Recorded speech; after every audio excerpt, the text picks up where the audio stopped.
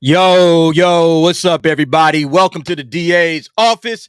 Shout out to all 18 of you guys. Make sure y'all hit the like button so we can get some more people up in here. Hello to everyone this Saturday evening. Hope you guys are doing well out there.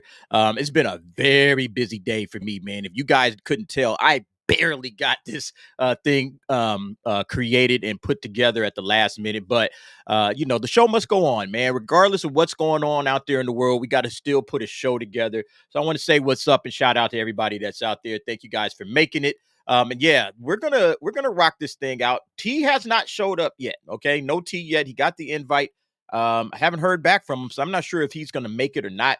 But you know what? We'll still be able to do the show. If T is unable to make it for whatever reason. But in any case, man, hey, I'm glad you guys are here. Got a lot of topics that I want to discuss that I want to talk to you guys about and hear from your opinions. But first of all, let's quickly check and see who's hanging out here today so far in the chat. Right now, we got Everscale. What's up, Everscale? Lombardi, 1969. Oatio. Am I saying that right? Oatieo. OTO. I'm not sure how to pronounce that. Parker CS, what's up?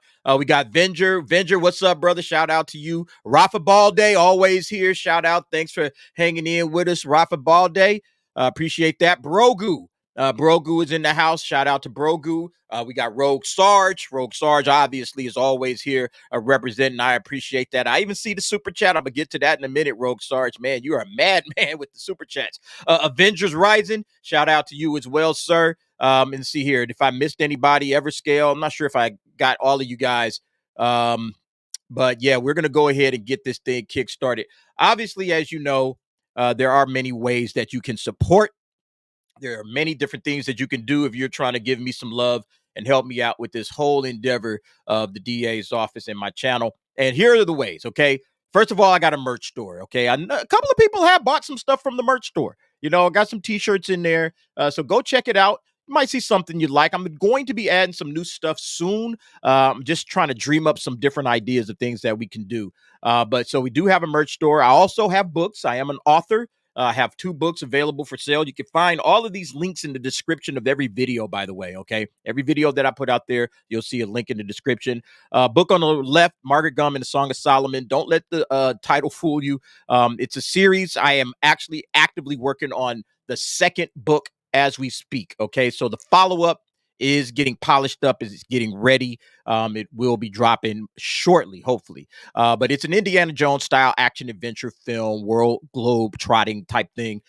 Kids trying to save the world from doom and destruction. So I think you guys would like that. And then the book on the right, Fortunes of Felix Fontana. It's a middle grade fantasy novel about a young man who discovers he has some powers he doesn't understand, and he needs to use those powers to save the supernatural realm. Full of good, positive messages, in my opinion. Not necessarily overt messages, but just little things like believing in yourself, and finding the truth that's within you. So those are the 2 books that I've written. Also, super chats, obviously. Super chats is an easy, direct way that you can support the channel. But the number one way, the best way, the most important way, in my opinion, is like, share, and subscribe. You would not believe that I I get so many likes on the video or so many subscriptions that come off of people sharing the video. It's just it's insane. And that's all because of you guys. You guys liking and sharing the videos out there, and then subscribing to the channel, of course, if you haven't already done so. All of that is much appreciated. We just got through celebrating 10,000 subs. We're already close to 11,000. I think I'm only about a dozen or so subscribers away from 11,000. So you guys are getting it done, man. That's not me, okay? That's not me. I'm making the content, but you guys are pushing it out there into the YouTube algorithm, and you're making it all happen, all right? So I appreciate each and every one of you guys. Thank you so much. I do want to make sure I announce this. We are going to get some memberships going. A lot of you guys have been hitting me up, either through email or through direct messages on X, Twitter. Hey, what's up with some memberships? So I am working behind the scenes on that, trying to get that together. I still want to kind of have a conversation with Mexican Iron Man. He has some, this guy's the producer extraordinaire, so he's going to have some ideas that I haven't thought of. and ways to pull off the memberships. But we will be getting to those eventually. And so look forward to that in the coming weeks. All right. So still no tea. Let me see what you guys are talking about early on. I saw this comment here. Where was it? I saw one of these comments that came in early. Yeah, Parker. All right. Did I hear about Matrix 5? The only positive is that the Wachowski who did 4 isn't writing nor directing, and instead the guy who did Cabin in the Woods and The Martian. Yes, that's what I was mentioning. I think last week. Drew Goddard. Okay, Drew Goddard. Not only did he write and direct, I think Cabin of the Woods. And he was the writer for The Martian, which I think is an excellent movie if you haven't seen it. But he was also the showrunner for the first season of Daredevil. All right. So that first season of Netflix Daredevil, Drew Goddard is the showrunner of that. And look, I rock with writers. Okay. I'm a guy that rocks with the writer more even so than the director. If the writer is good, chances are the project is going to be good. Okay. We're going to get some good writing. We're going to get some good storytelling because that's what matters. Okay. It's not who's necessarily directing. The director is providing the vision of what was written. But if it already started off with some bad writing, it's over. Okay, you're not going to get anything good out of that, in my opinion. That's just the way I look at it. So yeah, Drew Goddard coming in. This guy is an incredible writer. He also wrote Cloverfield. All right, I think the first Cloverfield, he wrote that. So he's a good writer. He writes genre. He also wrote, I want to say, World War Z. I mean, the guy's an accomplished writer. He's been around the world. He knows his way through Hollywood. He's currently on James Gunn's staff with the DCU. And that's the one guy that's given me some sort of hope. Okay, maybe this DCU might not be a complete dumpster fire. It might actually be pretty good because of Drew Goddard. So yeah, I did hear about the Matrix 5, Parker. CS, I am completely aware of that. Like I said, I think we talked about it last week. I'm not sure if it was last week or maybe the week before, but whenever it dropped, I was discussing that and I was like, yo, I'm pumped. Okay, that gets me even more excited. And I love the Matrix as a franchise. First and second movie, I enjoyed those first two movies. It was the third movie where it's just kind of like, I'm not really feeling his third movie. And then obviously the last movie was just utter trash. But now we're going to see what this guy can do on his own. He's writing it. He's coming up with the storyline. He's going to be directing it. So it's going to be his vision. His vision. And so I am absolutely looking forward to seeing what he can do with that. So yeah, that should be fun. That should be a lot of fun. And hopefully, he gets it done because look, the Matrix is a good franchise if you know what to do. There's a lot of different things in franchises that, I feel like Hollywood doesn't tap into the franchises for the fans the way we want it. All right. We want certain things to come off a certain way. Hollywood never seems to get it right. So maybe hopefully this time, if Drew Goddard steps in, he can do a good job with this thing and turn it into something awesome. Okay, let's go ahead and jump right to the first thing we do always is a comment of the week. Yeah, still no cats coming in, but we'll figure this out. Let me get to this comments of the week. All right, so you guys know every week we do a comment of the week and we discuss some aspect of the or we not discuss an aspect, but we look at one video that came out last week and we kind of touch on that. This is from the video that I was discussing where it came to the writers that are all losing their jobs. Okay, writers in Hollywood, it's gone belly up for these cats. All right, they're losing their jobs or they're not getting work.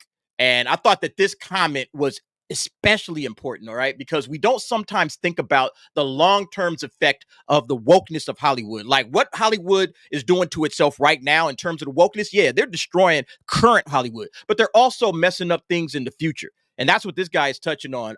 Dave McKansas, 4654. The bigger problem is that they may have lost most of an entire generation of younger people who won't have the quote unquote Hollywood habit. I thought that was an excellent point. That, yeah, there's people right now that aren't watching Hollywood and they're not going to have the habit of going to movies, watching television. Okay. They're going to be more attracted to YouTube or different types of content. They're not going to be coming to see what Hollywood has to offer because Hollywood hasn't offered them anything. I've made this point before. You look at YouTube versus Netflix, and for the younger audiences, YouTube is bigger than Netflix.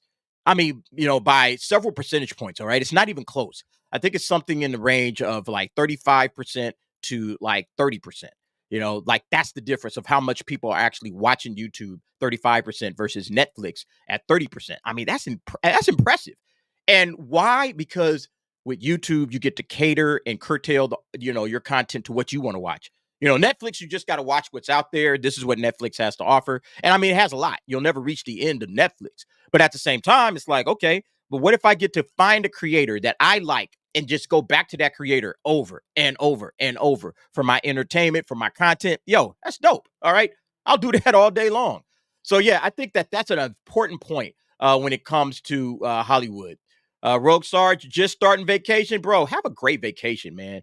Rogue Sarge, one of the big supporters of the channel, supports me to the fullest. I appreciate you, Rogue. Bobby. Okay, again, can't wait to hang out with you at Icon. I'm looking forward to that. I'm going to buy you several drinks when we head out there. But yeah, enjoy your vacation. I hope you have a great time, hanging out. As a matter of fact, let's get to the super chat that you put out here real quick. Let me just pull this down for a second. Bobby says, good evening, everyone. This is a 50, man. This is the biggest super chat I think I've ever had. $50. Thank you so much, Bobby. Good evening, everyone at the DA's office. I am starting vacation and will miss next week's show. I hope this makes up for it. Yo, Bobby, you ain't ever got to do another thing ever again if you don't want to, bro. But I appreciate it 100%, man. You have more than helped me and more than supported me. So thank you so much for that. Yeah, and all of you guys out there, again, I don't want to like single out Bobby like Bobby's doing it and nobody else is doing it. I've seen all the super chats that have come in, super stickers, super thanks. You guys will hit a thanks up on a video or whatever. Man, I appreciate all of that, man. I absolutely do 100% to the fullest, man. But yeah, Bobby, thank you for the 50. I appreciate that, man. Enjoy your vacation. I hope you have a great time. I don't know where you're heading to. Maybe you don't want to disclose that or not, man, but I hope wherever you're going is full of fun. I hope you come back refreshed and relaxed and ready to get back into this stuff because we fighting the culture war together, brother. Okay. I'm sending folks over to your channel. By the way, Nighthawk, I know you out there somewhere, bro. Hey, make sure you share Bobby's channel. Okay. Put it out there. Rogue Stars. Make sure you share this channel out there in the live chat if you haven't already done so. And I appreciate that. What else we got here? Again, you guys are talking about Godzilla Kong. Before a third crossover of Godzilla Kong, we need more solo films in the MonsterVerse like a Godzilla 3 and a proper King Kong 2, like Kong Hollow Earth. I mean, that feels like what we got already. It feels like we've been getting like this last Kong Godzilla movie feels like it was just Kong's story, kind of Godzilla was in there. Hey, look, I highly recommend that movie, by the way, man. Kong and Godzilla is a lot of fun. Or Godzilla Kong, the New Empire, whole lot of fun. Okay, whole lot of fun. I've seen it twice. I think it's a blast. I highly recommend it.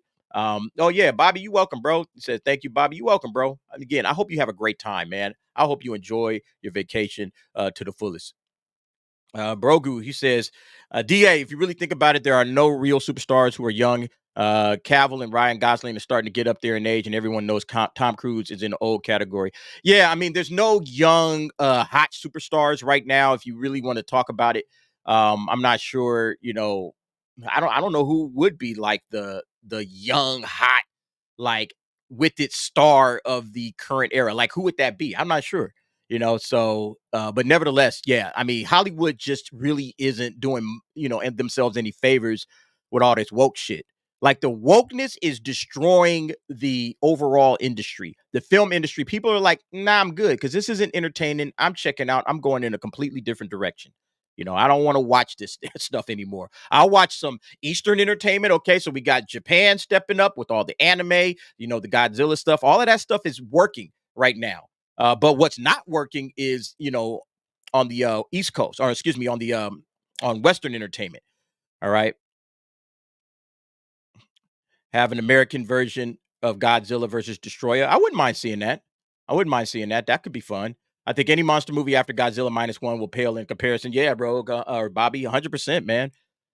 I mean, Godzilla -1, it changed the game. It changed the game for monster movies, I think, going forward. I think everybody's going to have to start to look at monster movies a little differently and, not just make, action adventure, I mean, and you can still do that. But I think everybody's going to have to start looking at it and say, we could do more with this story. We can make the human characters better. That was the one thing about this last Godzilla Kong. I could care less about the human characters. and I kind of wanted a little bit of a human story, but I could care less about the human characters. I enjoyed the hell out of the other kid, like the actual monsters, freaking King Kong and Godzilla, that throwdown, that battle, man, that thing was insane, and then the zero gravity battle, everything that was going on, yo, there's so much that they could do. But imagine if you could blend that kind of action with a real touching human story at the core of your Godzilla or your King Kong film. I mean, you're talking about box office gold at that point. We're going to get to how Godzilla is doing in the box office. It's absolutely doing great right now. So we're going to get to that in just a moment. Let's go ahead and jump into this first topic that I wanted to discuss. Okay. I want to hear y'all's opinions. Okay. This is one I'm gonna put some poll questions up because I want to hear what everybody thinks about this situation. All right. Alan Ritchson. You guys know Alan Ritchson. Let's see. Can I zoom in on this? Yeah, let me zoom in on this a little bit. All right. Alan Ritchson, who is a very big guy, a very big guy. He's a big actor right now. Just came off of Reacher. Reacher is phenomenal. It's excellent. He also had some stints in some other films or some television shows. He was in what was it? Titans. Okay, he played Hawk in Titans. And I thought he was solid there. But obviously, Reacher is his new claim to fame. He has a movie coming up in a couple of weeks. What is it? The Ministry of Ungentlemanly Warfare with Henry Cavill. So he's in that. His star is starting to rise. And now he comes out and he makes a statement in regards to him playing Batman. I want everybody to listen to this. No, hold up. Maybe make sure. Let me make sure I got my volume up. Turn this all the way up. Can y'all hear that?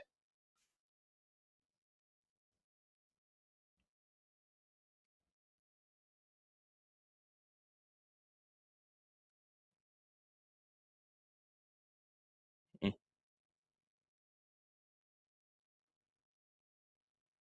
Ah, shit. Okay, y'all can't hear that. All right, my bad. Every time, right? Every time I got to remove it. Hold on. Stop sharing. Present. I don't know why that always happens, man, because I always turn it on every time. And then every time it's like, nope. Share system audio. Okay, there we go. Let's try it. Share system audio is on. And then let's see what happens. Oh my God, I'm getting this question. Would I rather play Batman or Joker? Should be on now. Joaquin Phoenix crushed it. There's no following that. I would love to play Batman. There, I said it, okay? I'll shout it from the rooftops. I want to be Bruce Wayne. Here's the thing about Batman. You know what his superpower is? Intelligence. Dude is the smartest superhero there is. Like, he's inventive and he's got all the gadgets and stuff, but he's super smart. I want to be that guy. And also to have like a cave with hypercars, sports cars, and also motorcycles. You saw the Ducati. I'm into that stuff. All right, so that's Alan Ritchson, okay? That's Alan Ritchson saying, yo, I want to be Batman, okay? He's coming out and saying that I want to be Batman. Make me Batman. That's what this cat is saying. And so here's my question, okay? Here is my question. Can he pull it off? All right. And not can he pull off Batman? I think we all can agree that a big, swolled up, super powered looking dude like Batman, like a big Batman, hey, yo, I'm with that. I want a more physically imposing Batman, not just like, Michael Keaton was all right, but he's like 5'10, and I think Christian Bale was solid. Okay, nothing wrong with Christian Bale. But here's the question. Can he play Bruce Wayne? Can he play Bruce Wayne? Not just Batman in the suit fighting and beating up criminals. Can he play the alter ego of Batman? Can Alan Ritchson, all right, the guy that we saw from Reacher, okay? And in Reacher, it's kind of like, yeah, you don't really give us enough to make me think that you can play the character of Bruce Wayne. You can play a tough, physical, macho, beat him up, kind of guy. I know he can play that. But can he play a guy that has a little bit more to him than that? So that's my question. I'm going to bring up, because I'm going to put a poll up.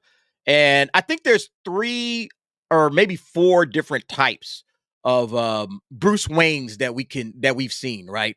So we've seen the Bruce Wayne that's kind of like the playboy Bruce, out there with the ladies and stuff like that. Like, we've seen that Bruce Wayne, okay? We've seen the Bruce Wayne that's kind of an entitled snob.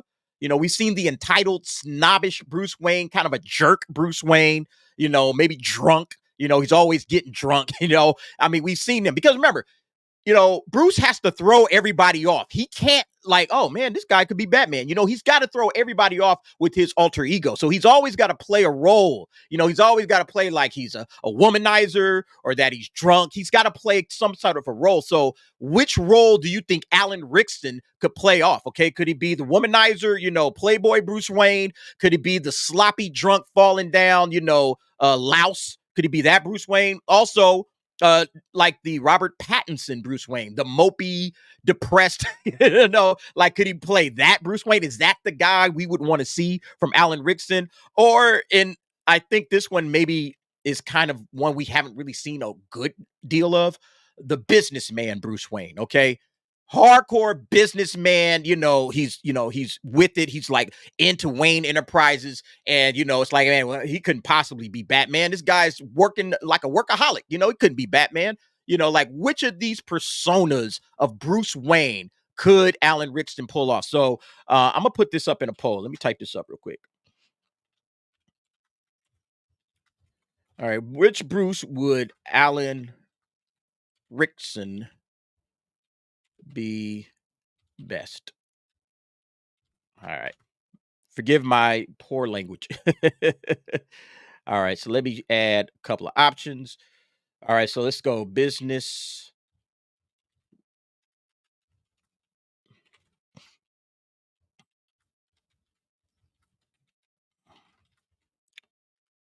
All right. So business Bruce, we're going to put drunk, entitled snob Bruce. We're going to put playboy, womanizer Bruce. Honestly, I think that would be my choice. Okay. If I had to pick one, I would go with the playboy, drunk, entitled snob or the playboy womanizer. Okay. If I had to pick one, I would go with playboy womanizer. And then we got mopey, depressed Bruce, Pattinson, all right. You guys answer that. That is my opinion of what I think. And look, regardless of which one he picks, okay, which one he picks, it's really going to come down to who's writing it. All right. Who's the writer of the movie? Who's the actor? All right. Is kind of irrelevant. Who's the writer? Okay. Who's writing it? Who's directing it? If Alan Ritchson is in it, they're going to have to pull that off. Okay. That's the main thing. They're going to really have to pull off what it is that, Alan Ritchson is, his abilities to act and bring, what does he bring to the table? I guess is the question I'm asking. What does Alan Ritchson bring in terms of his acting chops, to the table? It's really going to still come down to the writer. If the writer sucks, if the writer can't write a good Batman, it don't really matter what Alan Ritchson does. We might like the action scenes and the fight scenes, and I think we're going to like those anyway. It's kind of hard to mess up Batman action, unless you just don't do any action at all. But can they pull off an intelligent Bruce that's fun, that's smart? Does Alan Ritchson have the chops to pull that off? That's, I guess, the question that I'm asking. Shout out to all you guys that's out here. I see Chris Bolt stepped in. I'm ready for The Dark Knight or Batman Beyond. The Dark Knight Returns, is that what you're referring to? I can rock with the Dark Knight Returns as well. Batman Beyond, I think a lot of people want that as well, man. I think a lot of people are looking for Batman Beyond. Yeah, Andrew B, for sure. Batman Beyond is where they need to go. Yeah, I'm right there with you, man. Willem Dafoe as the Joker, man, look. Willem Dafoe is a great actor, but I think he's getting up there, and I don't want to see this, I don't want to see, he would make a great Joker, he would. But I feel like, he did the Green Goblin. That's like 20 years ago. I'm good, but he would be a great Joker. Okay. And don't get it twisted. He would absolutely be a phenomenal Joker. But yeah, there goes the poll. So you guys let me know what y'all think about that. Make sure y'all give Rogue Sarge some love. Okay. If you guys haven't already subscribed to Rogue Sarge, get over there, subscribe to the brother. He helps. I was late with that. No, you good, Nighthawk. Thank you, bro. Thank you again for helping out, supporting the channel your own way. I appreciate that. But yeah, make sure you guys get out there and support all of the people that support here. And I appreciate that. All right. Here's another one, man. This is another story. And like I said, I'm all about the writers. Okay. I just got through saying that when it came to Drew Goddard. If the writing is good, okay, you got a good writer. Okay. Let's see what you're talking about, bro. Let's see what you got, because I'm going to trust the writer sometimes even more than the director. If you give the director a good script, you got some action. All right. You got action with a good script. You don't have a good script, you ain't got nothing. All right, you're on the outside looking in. So, make sure you always have a good script to work with. Hold up real quick. Man, let me send something out.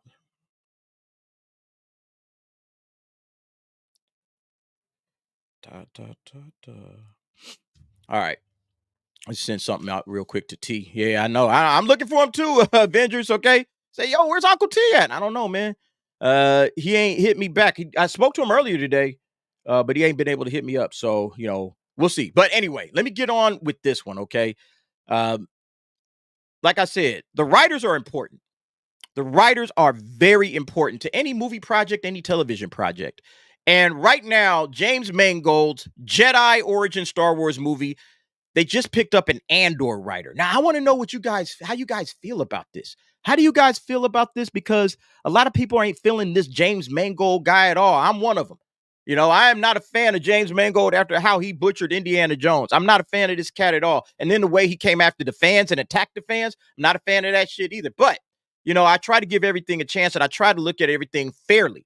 And picking up this cat right here, says here, James Mangold's Jedi Origin movie takes a big step forward and taps Andor writer Beau Willimon to pen the script for the prequel. Now, if you don't know who Beau Willimon is, he was the writer of Andor. If you liked Andor, if you thought Andor was good at all, if you liked any piece of Andor, you probably liked the Narkina 5 arc at the end, the prison arc. Okay, you probably really enjoyed that arc. Beau Willimon wrote all 3 episodes of that arc. That is his writing. That is his baby. He wrote that. Not only that, but he is the showrunner of the first 4 seasons of House of Cards that was on Netflix. So that's his claim to fame. This guy's a writer, okay? And even if you don't like the direction that Star Wars is heading in right now, you got to admit, at least on a little small level, all right? Yo, Lombardi, I'm right there with you, bro. Star Wars is a joke. Yeah, Lucasfilm is 100% a joke. And I won't even deny that. Disney can F off. I'm right there with you, okay? I'm just talking about the logistics of this situation. You got an amazing writer, okay? Does this help? Does this help? Beau Willimon is a writer, man. This guy is legit. He's dope. He's a great writer, and maybe, just maybe, this helps this whole situation out when it comes to Andor. Or I'm sorry, not Andor. James Mangold. I got the name right in front of me. James Mangold's story. Like a year and a half ago, I probably would have been stoked about this news. I probably would have been like, oh, hell yeah, man. Beau Willimon is writing it. Nice. Finally, we getting some good writers, okay, to write some Star Wars content. That's how I felt. That's how I would have felt. I don't know if I care right now. I mean, I see what it is, okay? Again, this guy is a legitimate writer. Beau Willimon is known for his work on House of Cards, all right? He was the showrunner for the first 3 seasons. Again, kind of like how I said with Drew Goddard. Drew Goddard was the showrunner for the first season of Daredevil, and that alone, to me, gets my antenna raised, He's set to write James Mangold's Star Wars Jedi Origin movie. The film is a prequel for the entire franchise, exploring the first ever Jedi 25,000 years before the Phantom Menace. Willimon's experience with Lucasfilm for writing for the Disney Plus series Andor makes him a fitting choice for the new Star Wars project. All right. And then here's this guy right here, Beau Willimon. Again, he was a House of Cards showrunner. You look at his filmography, he doesn't have much in terms of the filmography. He's got 3 movies, co-screenwriter for The Ides of March, Master Builder. I saw Mary Queens of Scott. I didn't think much of it. It's just kind of like a historical film. It's not terrible, but it's not, like an amazing film. He's written several plays. That's interesting. But yeah, the main thing is TV. Okay.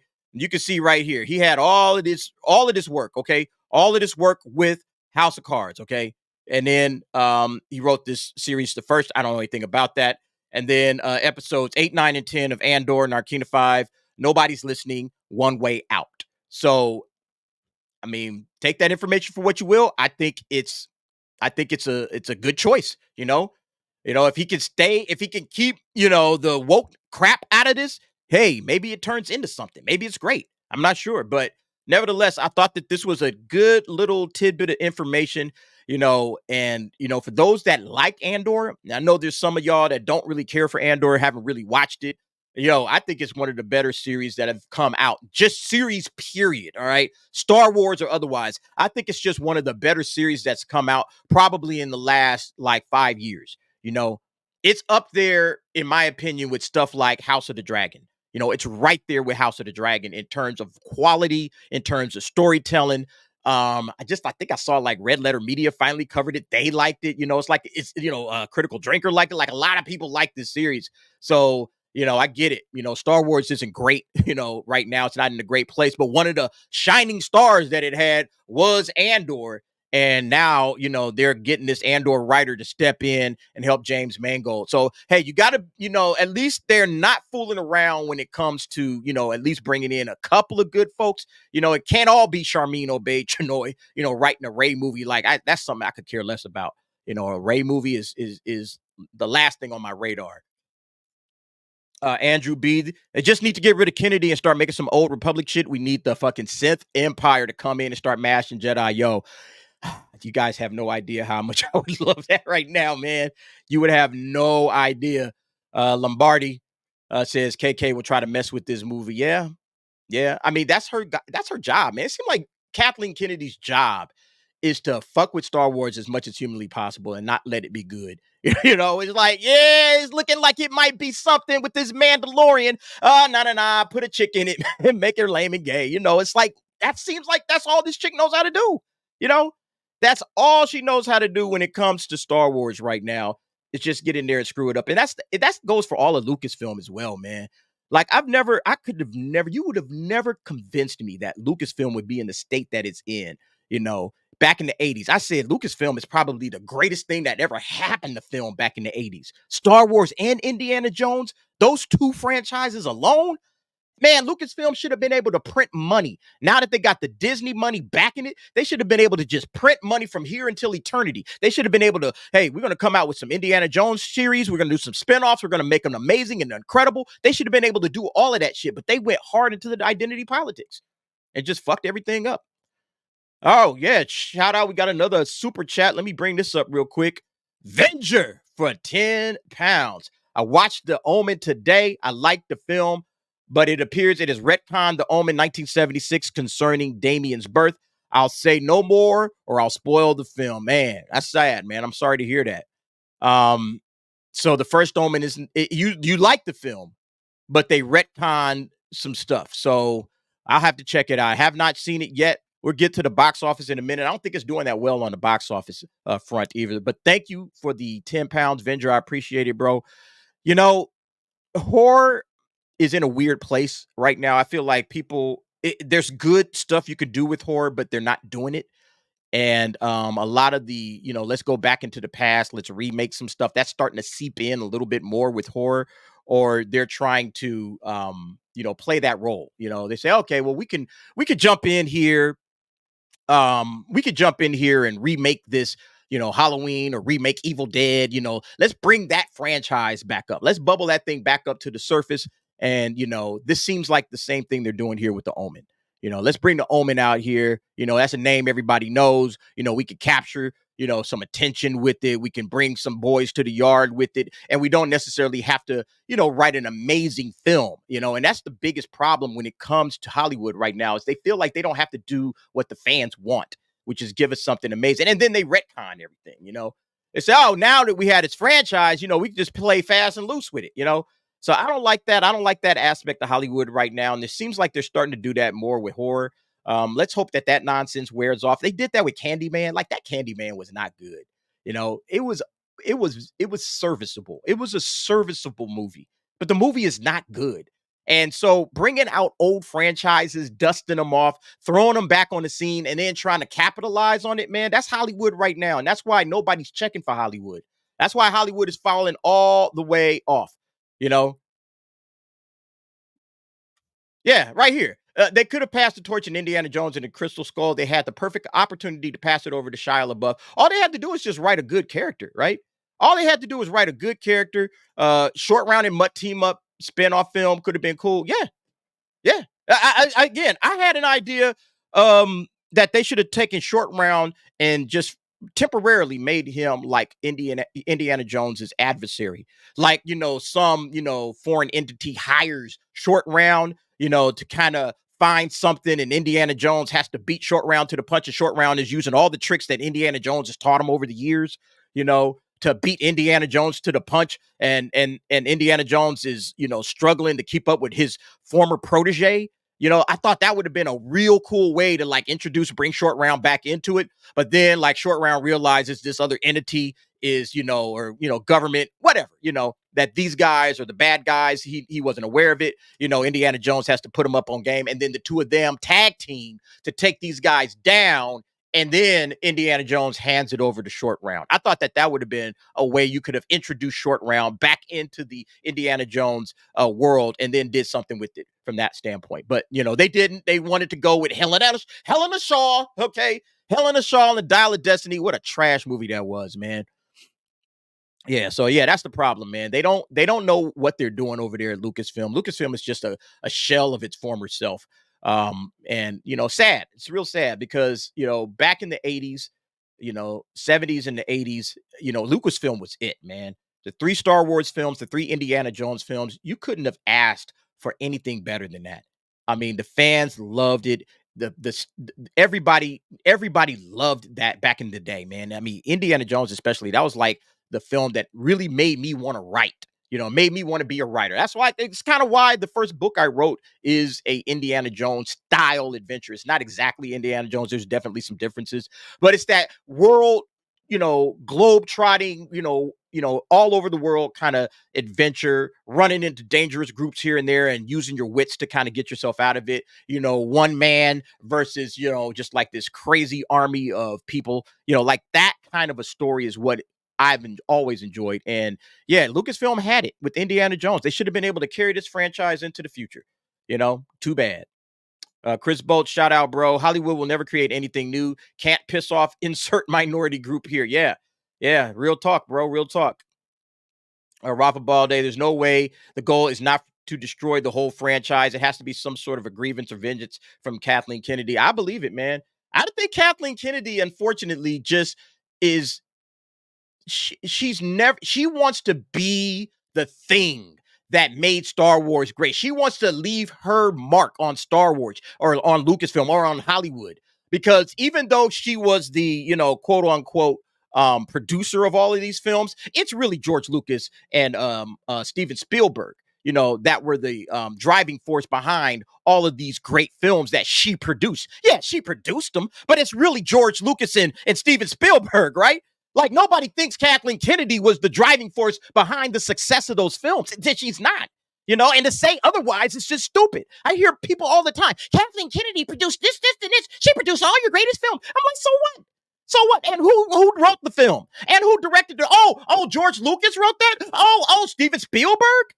Like, that's what it's about. Like, why are we talking about Kathleen Kennedy like she was in there writing and directing the shit? She wasn't. It's like it's disingenuous bullshit. No, Kathleen Kennedy, she's just, in my opinion, she knows how to talk to people. Hey, we need this person for this. We need this person for that. I'm going to produce the movie. All right. That's what the producer does. But, in some cases, the producer has to go out there and find the right screenwriter, has to find the right director. Okay. But she didn't have to do that. She already had the good writers and the directors there in her lap. They were the ones bringing her on. Okay, Kathleen, you're going to produce it. So we got the directing and the writing stuff already wrapped up. Go get everything else we need to put this movie together. Find a casting director, find this, that, all the other pieces and parts of producing a film. Find all of that stuff. But the creative stuff, oh no, we got that. We don't even care what you got to say about this, Kathleen. All right, again, man, Steven Spielberg, George Lucas, they had that shit on lock. They had no problems creating and taking care of that. They didn't need Kathleen Kennedy. They need Kathleen Kennedy to put all the other little nuts and bolts that it takes to put a film together. I'm not going to take that away from her. All right. But at the same time, you wasn't the creative force behind it. And so her's trying to step in now to be some sort of a creative force. All right. To be a creative force in Lucasfilm, in Star Wars, in Indiana Jones. You see the results. You see what this chick is capable of. All right. Garbage. That's what she's capable of. So, yeah, they can all lose me with that line of argument. Okay. I'm tired of hearing it, man. It's the dumbest argument I've ever heard of when it comes to this chick and her, oh, she has this long history of producing great films. But again, who was writing and who was directing, and it had nothing to do with her. All right. It's not like she went out and found Steven Spielberg and said, yo, Steve, come and produce this. Steve was already going to be in it anyway. It's like, come on, man, get out of here with that shit. But then this is what Hollywood tries to do right now. Okay. They try to gaslight you. They try to make you believe that what you're seeing with your own eyes ain't really what's going on behind the scenes. Like, nah, we're smarter than that, Hollywood. Okay. We figured this shit out a long time ago. All right. I'm going to jump over to this article right here. This is the next thing up. Let me read this real quick because Avengers wants me to read a comment. Disney has become just like Warner Brothers, DA, a studio polluted with gatekeepers and corporate meddlers. 100%, man. Absolutely 100%. Avengers, you're right on point with it. I think Warner Brothers at one point in time used to be like the studio that filmmakers wanted to make films for because they left the filmmakers alone. Like, you guys go and make a great film for us. We staying out of it. We ain't going to be a part of this, That's what Warner Brothers used to do. Now Warner Brothers ain't that anymore, okay? They are not that anymore. Right now, Warner Brothers is all about, hey, we got to make some money. All right, we in the hole. We got to get bread. We got to take this up to the next level when it comes to, not original content. They're doubling and tripling down right now, obviously, on Batman. We got to get Batman cracking now. So that's what Warner Brothers is all about. Warner Brothers is not about original, interesting, brand new. They're going to dive deep into the franchises just like Disney is. They're trying to get more franchise. Like David Zaslav has come out and said, yo, we got to double and triple down on Superman and Lord of the Rings and Harry Potter. We got to dive into these franchises. Instead of being the studio that's like, yo, we want to hear all of the unique stories that's out there. The people that haven't had an opportunity to put a story out there, send it to Warner Brothers. We'll see what you gotten in. Maybe we'll make that. That's what Warner Brothers, in my opinion, that's what Warner Brothers used to do. They had their franchises, but they really promoted like the independent, like more independent minded, less Hollywood films, and now it seems like that's not the case any longer. So, it is what it is, man, unfortunately. But yeah, you're 100% right on that one, Avengers. Let's see. Man, I wish Warner Brothers would give a good Looney Tunes, not that crap from the mid 2000s. Yep, absolutely. All right, let me jump over to this real quick. So I did discuss this earlier. Stellar Blade, okay? Stellar Blade right now is blowing up. Okay, this thing is blowing up. Absolutely taking things. Oh, real quick, I want to see what the results of the poll is right here. Let me bring that up. Okay. So far, we got 31 votes. If you haven't voted in the poll, I'm about to end it. But it looks like 42% of you guys think that Alan Ritchson could pull off the Playboy womanizer Bruce. Okay. Nobody thinks the drunk, entitled snob Bruce is good. Okay. All right. Business Bruce, 35%. I think that could also be a good play for him. Playing the buttoned up, straight laced kind of businessman. And then, he turns into the savage, ass kicking criminal, stomping Batman at night. I can see that. I can see that. But yeah, okay. So entitled Bruce, nobody's feeling it. Okay. And then some of y'all actually think mopey depressed Bruce would be good. I don't know. But in any case, okay. So that's the poll. I'm going to end that in a little bit. But yeah, let's talk about Stellar Blade. So look, I had no idea that this movie was even on the radar. All right. It wasn't on my radar for sure, okay? It was something that I was kind of like, oh, man, I heard about Stellar Blade. I don't really know what it is, because I'm always looking for a game to buy. It's like, okay, I might buy maybe 2 or 3 games in a given year. Maybe, last year, I bought Hogwarts Legacy, So I bought Hogwarts Legacy, played the hell out of that game, man. Had a great time with it. And then, my son gave me another game. Gave me like this. What is it at? He gave me a Demon Slayer game right here. He gave me this Demon Slayer game. What does it say? Ah, shit, man. Kami Chronicles. Okay. He gave me this game. So I was like, all right, I'll play those 2 games. Those are my 2 games for the year. I ain't got to play nothing else. That's it. I'm good. But this year it's like, okay, what's the game I'm going to buy this year? I want to get into another game. Tired of playing Hogwarts Legacy. Tired of playing Demon Slayer. What else is there? And so as I'm tooling around, I'm hearing all of the controversy going on about Stellar Blade. And it made me start looking into it. Again, it wasn't on my radar, but it made me say, yo, I need to look into this and see what it is. Just from a, also from a YouTube standpoint, but just from a standpoint of, okay, is there a game, that's out there that maybe this is a good game? Maybe it's another Hogwarts Legacy. And honestly, I think that's exactly what it is. All right. Another Hogwarts Legacy situation that's going to crop up because of all the controversy. All right. It's currently right now, as it says here, the most pre-ordered game on the PlayStation Store. This is as of a couple of days ago. And so you got to really kind of laugh at this situation, because all of these people that bring up all of this criticism on any video game, and if the video game is something that, speaks to the people are going to buy it regardless. You could try to, slam a video game because, oh man, it's too much. Yeah, right here. This guy, Vengers said, sexy hot women do make products more appealing, DA. Heck, I even find sexy hot women is one of my kryptonites. I mean, a lot of people do. And that's the thing, man. You put a beautiful woman, you put an attractive woman in a video game. Oh, yeah. Oh, yeah, man. I don't see this, in a lot of video games, thanks to people like Sweet Baby Ink, and Black Girl Gamers and all of that shit. They don't want that stuff in video games, all right? They want these little blobs to be the female characters, ugly blobs, ugly women, It's like, yo, but now you got a video game with an attractive woman in it. Oh, shit, I can't wait to get this game. This looks awesome. Yeah, Chris Bolt, shout out again. I am a Eve simp. Pre-ordered the game on disc and on the PS Store. Been following this game since it was called Project Eve. Yo, I'm new to the game, man. I had nothing. This thing was not on my radar. I had no idea anything about Stellar Blade. Nothing. And then all of a sudden, I'm pre-ordering the deluxe edition after watching some demos and some screenshots and just following the story and hearing what it's about. And it's like, I never would have known about this. I never would have known about this game if it wasn't for the fact that these clowns are getting out there and trying to get it canceled, or they're saying, oh man, this is misogyny and all this other kind of crap. I never would have known a thing about this game. And that's what's so funny about it. Right here, you got this story with Fandom Wire. Of course, you'll probably ignore it. It's just like you did with Hogwarts Legacy, ignoring the $23 million in sale. One Stellar Blades fan point about controversial game does ring true. Stellar Blade could be following in Hogwarts Legacy's footsteps after its recent controversy. One gamer is here to defend it. So yeah, somebody came out and defended the controversy surrounding this game. 1 second.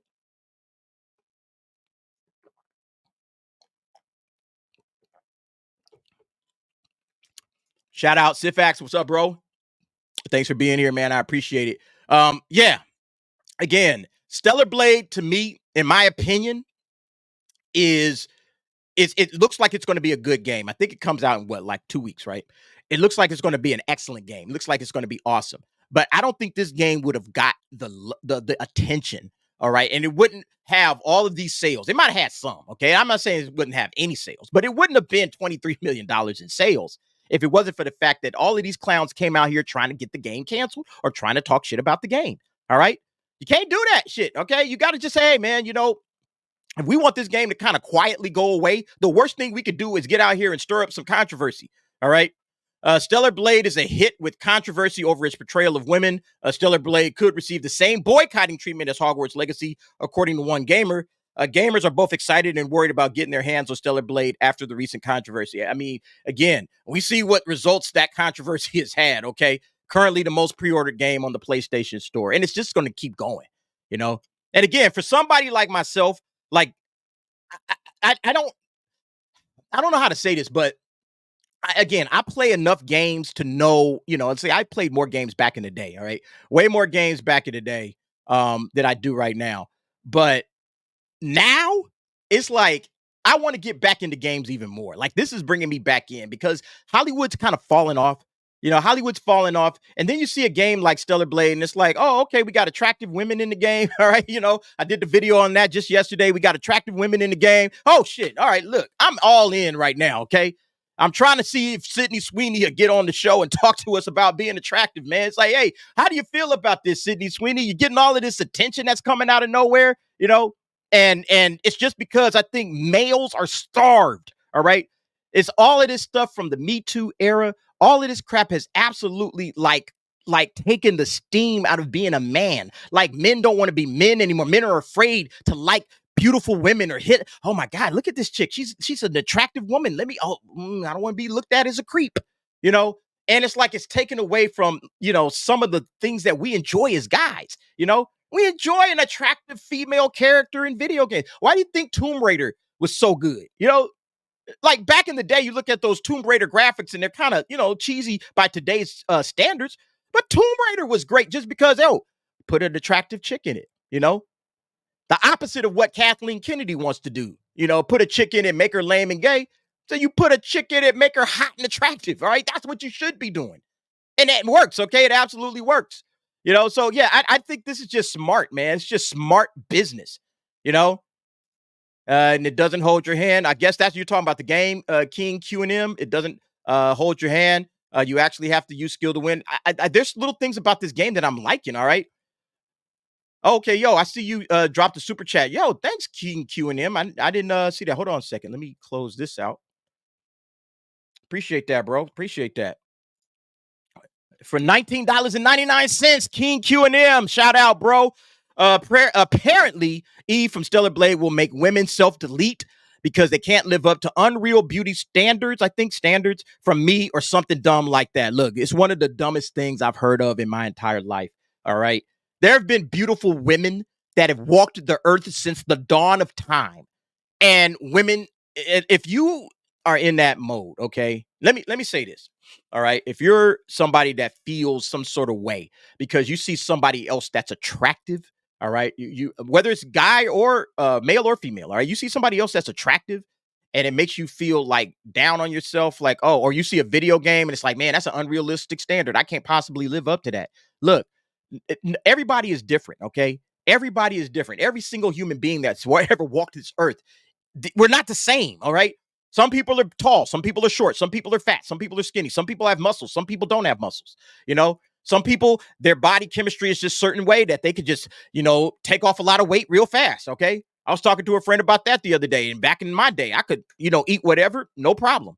I had a cousin that could eat whatever, no problem. And now it's like, oh, it caught up with you. You know, now they can't eat whatever. Now they got to watch what they eat, you know? But what I think it should do for people that have these feelings is, yo, you might not have the ability to reach somebody else's like plateau in terms of beauty standards, but you can always be as good looking as you can be.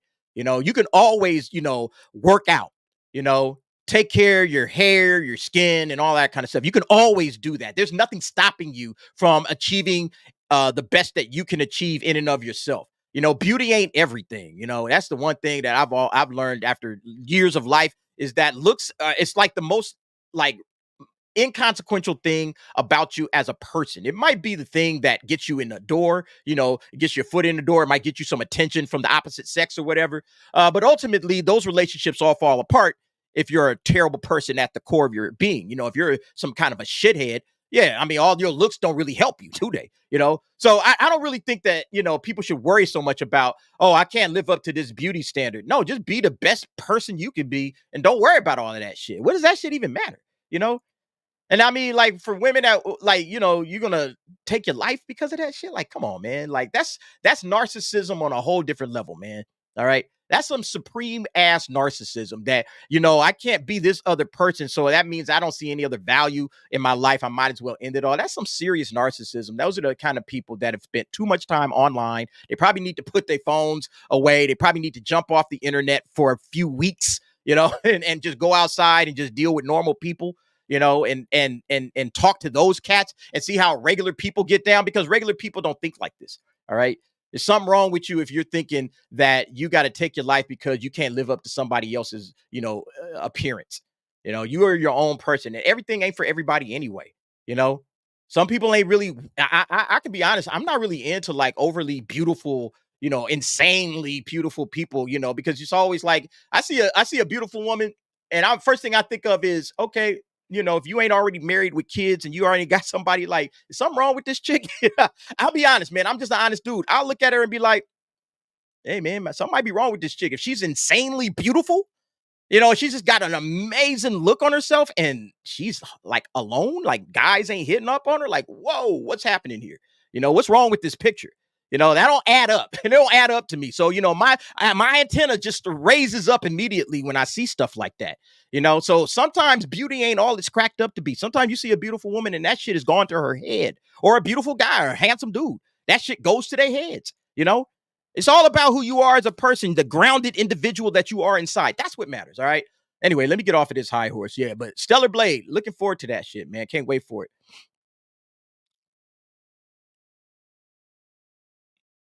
See what y'all talking about in here.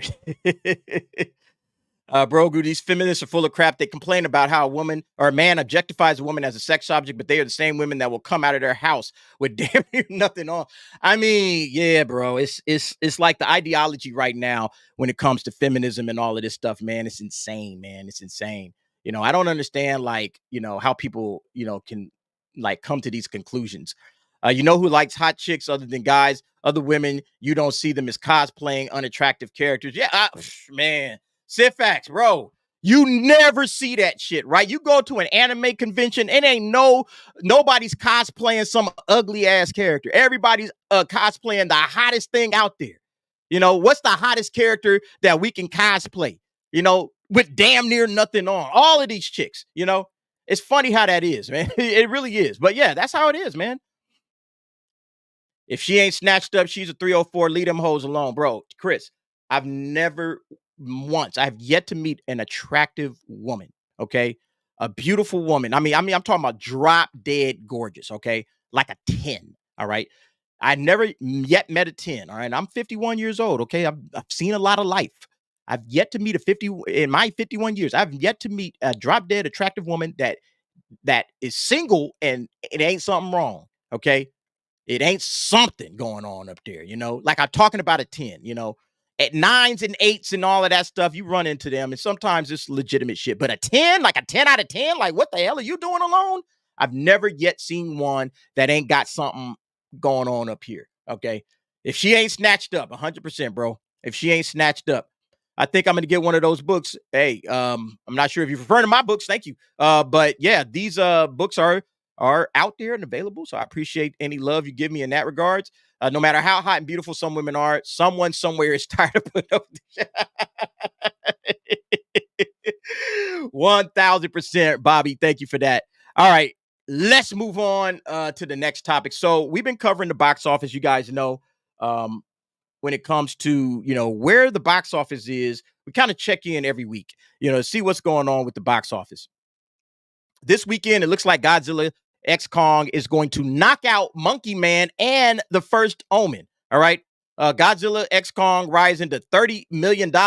Monkey Man sees $10 million. Omen, The First Omen is jinxed with $8 million at the box office. So I figured that Godzilla Kong would win the weekend again. I had no misgivings about that. I really believe that, just because I thought the first weekend, you know, it had amazing word of mouth. People loved it. Kids were coming. I knew people were going to flock back to see it again, and it's definitely showing that. Now, 30 million, that is a over 50% drop. I think it's damn near 60%.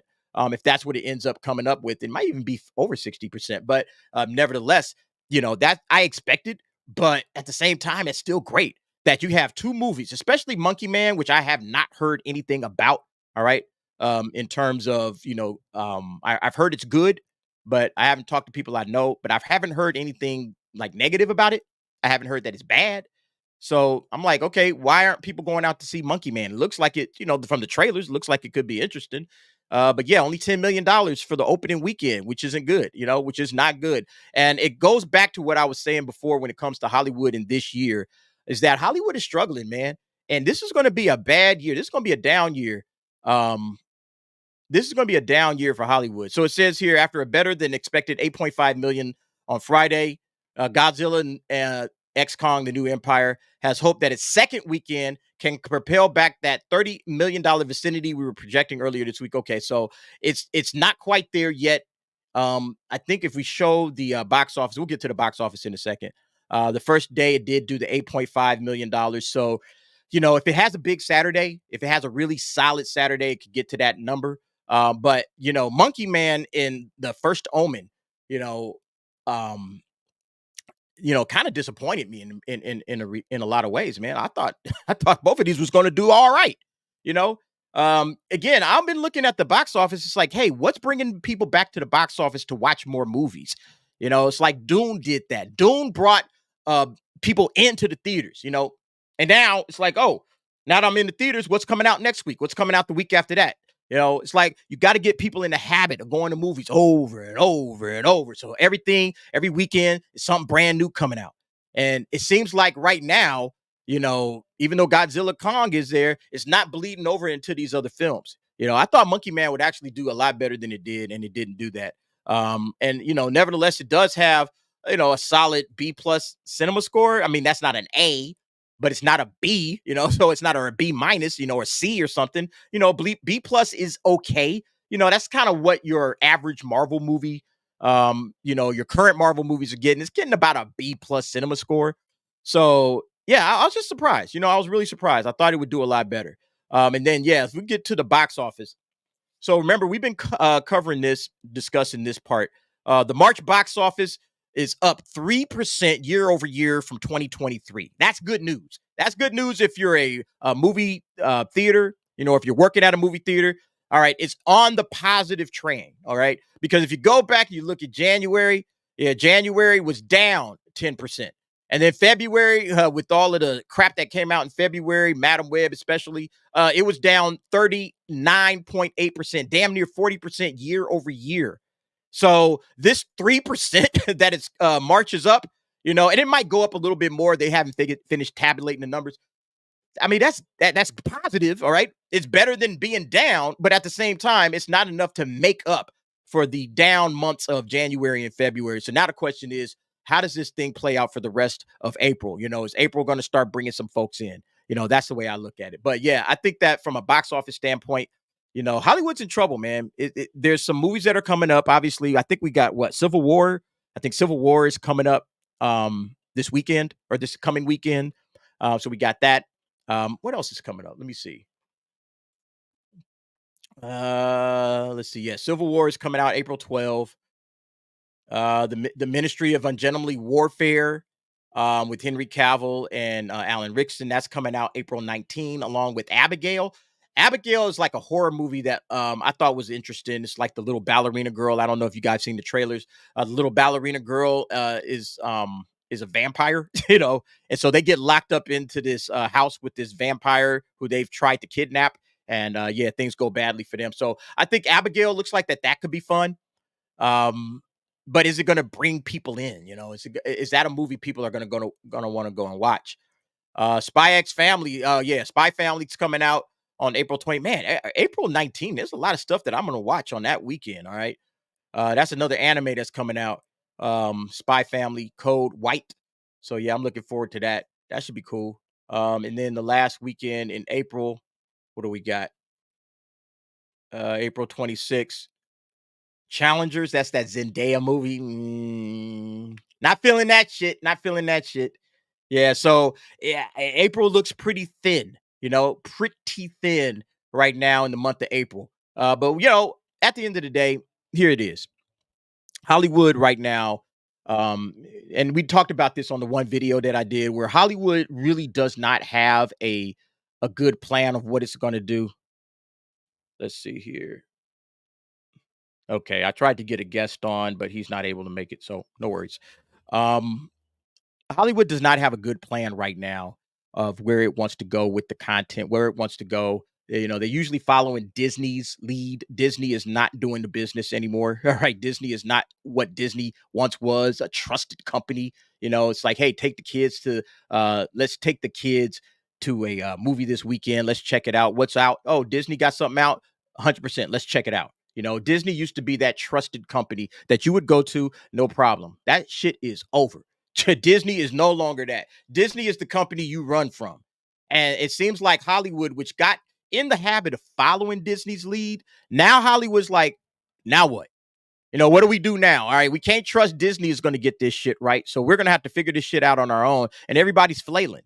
You know, I think people have seen through, you know, when it comes to Disney, they've seen what Disney is, and they've seen what Disney is capable of, or excuse me, not Disney's capable of. They've seen how audiences have responded to Disney. Audiences are rejecting the woke shit. You know, all of these films are coming up bust. and nobody's feeling it anymore. Yeah, this guy right here, Pedro Pascal Parker says Tom Holland and Pedro Pascal. Yeah, they've oversaturated Pedro Pascal to the point where this guy, and now we'll get to it with the Fantastic Four. I feel like people are not feeling this dude anymore. Okay, he is overexposed. He has been in too much shit. Like, okay, I'm tired of Pedro Pascal already. Can we move on and find a different actor? Pedro Pascal is kind of played out at this point. Yeah, Brogu says the same thing. Yeah, I'm also tired of Holland and Pedro Pascal. Yeah. May is poised to be dry thin too. Look, ain't shit coming out, man. There's nothing out right now. Hollywood is desperate. This whole year is going to be just a tank. It's a tank job. All right. I saw somebody mention Rebel Moon. I don't know who it was, but yeah, Rebel Moon. Look, nobody's interested in that shit either. Yeah, April is looking like a really, really, really, really bad month for content, period. Here's something else that's coming up in April. Good times. Oh, man, I know you guys are excited about this. Give me 1 second. I'll be right back.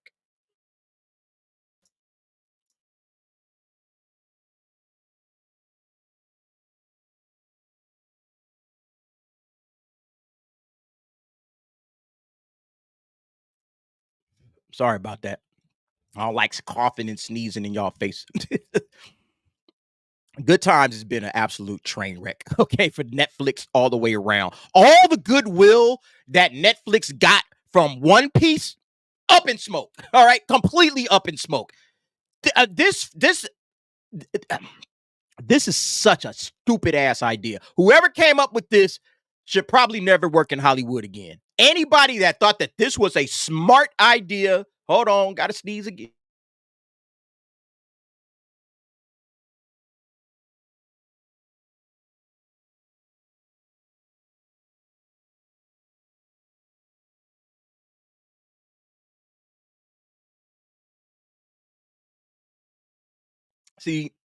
See, this is why you have to have a co-host, so the show just don't come to a complete stop because I'm sneezing and I don't want to have snot running down my face on damn live television, right?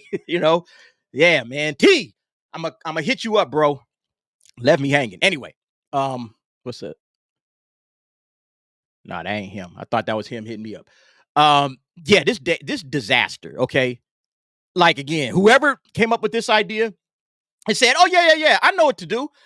Let's take a classic black sitcom and let's make it into a coon show. Okay, let's make it into a minstrel show full of black stereotypes that black people are trying to run away from, and black people are trying to put as much distance between them and these stereotypes as humanly possible.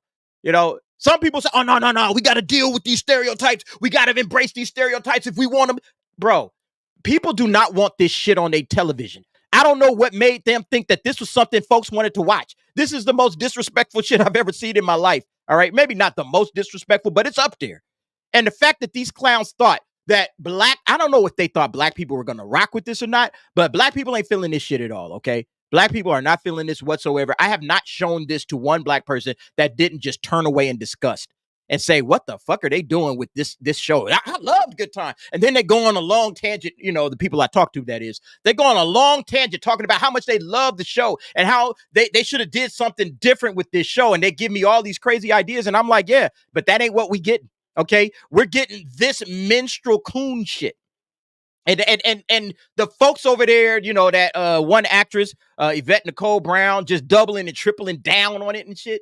It's funny, man. It's too funny. But yeah, this thing is, the boycott is on and popping. Okay. They let me see. I got it right here. The petition, change.org. All right. So I think when I looked at it, it was under like 2,500 signatures. I can't remember what it is. Let's refresh this here real quick. Let's refresh it. Oh, look, it's over to 3,000 now. Okay. So now it's over the 3,000 mark. They're trying to go for 5,000. I don't know what good a petition will do. Okay. I don't know why the petition or how the petition would make things better. Why not just call Uncle T? Look, Uncle T got the link to the stream. He knows where he's at. He's just busy. T is a busy dude. T always has a lot going on. All right. And I always consider it a blessing whenever he can jump on here and talk to us, and hang out with us. He's the homie. and he'll be here more times than he won't be. But sometimes he got stuff to do. We all busy people, but it's all good. It's all good. T will be back, and we'll get his opinions on some of this stuff as well. But yeah, I mean, it's just so amazingly, like, it shows you how tone deaf Hollywood is when it comes to the stuff they claim to care about: diversity, equity, inclusion. And they thought, oh, okay, here's some DEI stuff that we could throw out there for these folks. Here's some DEI for your ass. Yeah, let's show black coonery. Don't you love it? Don't you love it? This is the dumbest thing they could have ever done. Yeah, right here, Chris Boats. Pro-blacks are as bad as woke white leftists. They are. They don't understand what it is people are looking at, or how things come off to the average black man out there, because they don't talk to average black folks. They are not average black folks, okay? They live in the hills of Hollywood, okay? All of these clowns living in the hills of Hollywood. They kind of like Fresh Prince of Bel-Air, right? Remember how Carlton was just like completely disconnected? Like, that's how these cats are. They are disconnected from normal people.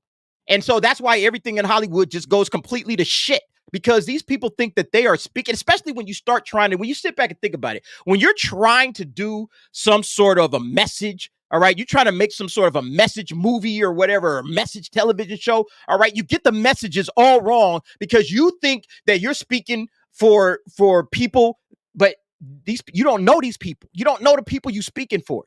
And what you're really doing is you're slapping these people in the face. You're disrespecting these people, and they don't even realize it, because all of their little people in their clique, in their, woke Hollywood community, these cats think that, oh, yeah, this is great shit. Oh, this is awesome stuff, man. Congratulations, man. You guys are doing a great job displaying the black, struggles and shit. Like, no, there's nothing cute. There's nothing funny about this. So I don't know, man. I mean, to me, I think this is going to be a giant dumpster fire, man. Sifax, after Vegas, I'll have a mic and cam. I'll gladly jump on if you ever need someone. Thanks, bro. I appreciate it. I know. I mean, look, T got something to do. He got something to do. He'll be back. All right, don't worry. He'll be back. Yeah, and I got to get better on inviting other guests, because that's one thing. Coach had actually hit me up earlier today, and I just got so lost and busy, I forgot. But Coach hit me up. He probably has some time to jump in and hang out with us a little bit. But, that's me trying to learn how to do a show, everybody, and I appreciate you guys rocking with me. I guarantee you stay with me, man. This show is going to take off. It's going to get a lot better. This time next year, it's going to be a whole lot more fun. But I mean, here's the thing that I wanted to talk about when it comes to this shit, right? This thing right here, all right? This is on Netflix's website, Tadum, okay? Tadum by Netflix, all right? This is their site. They are hyping this show up, trying to get everybody to get excited about it. Who are the voice actors in the Good Times cast? How is Norman Lear involved in Good Times? All right. This statement: what modern issues, modern Hollywood, right? What do we know about modern Hollywood? What do we know about these guys trying to tackle modern issues? We know exactly what it is, all right? It's trash, all right? It's garbage. Hey, I'll pinch hit, DA. Yo, one of these days, I'm going to stand out. We're going to do this a lot, definitely for sure, all right? We're going to send out some love to you guys out there. Osaka Chandal, DA, I can be a guest on your show. You know what? One of these days, we're going to bring you on. Yeah, hell yeah. One of the people that I wanted to bring on here, I have an announcement, and I'm going to wait until he comes out with that announcement. But yeah, we're going to have some opportunities for more audience involvement and audience engagement. That's one thing that I'm very serious about. So Osaka Chandal, thank you for offering that. And yeah, there will be opportunities. Believe that. There will be some opportunities for cats to jump in and be on. But yeah, getting back to the modern audiences, okay, the modern issues that they're going to explore. Check this out. So it says the new Good Times grapples with important topics through the perspective of a black family living in Chicago. Each episode actually has a theme to it that can apply to everyone, said Shepard. Shepard is Renata Shepard, the showrunner. Expect to see frank and funny conversations about elections. All right. So you already know where this is going. All right. Modern issues, right? Modern issues, elections. All right. So we're going to be talking about some Jan 6 stuff, I'm quite sure, and election denial and all that shit's going to be coming out. First periods. Oh, I can't wait to hear about first periods. Poverty, women's empowerment. Ooh, what a saucy topic. Oh, modern issues are going to be absolutely addressed here, folks, okay? This thing going to be a dumpster fire and a half. Coded bias. Oh, coded bias. All right? All of that stuff that you hear about in your DEI classes, okay?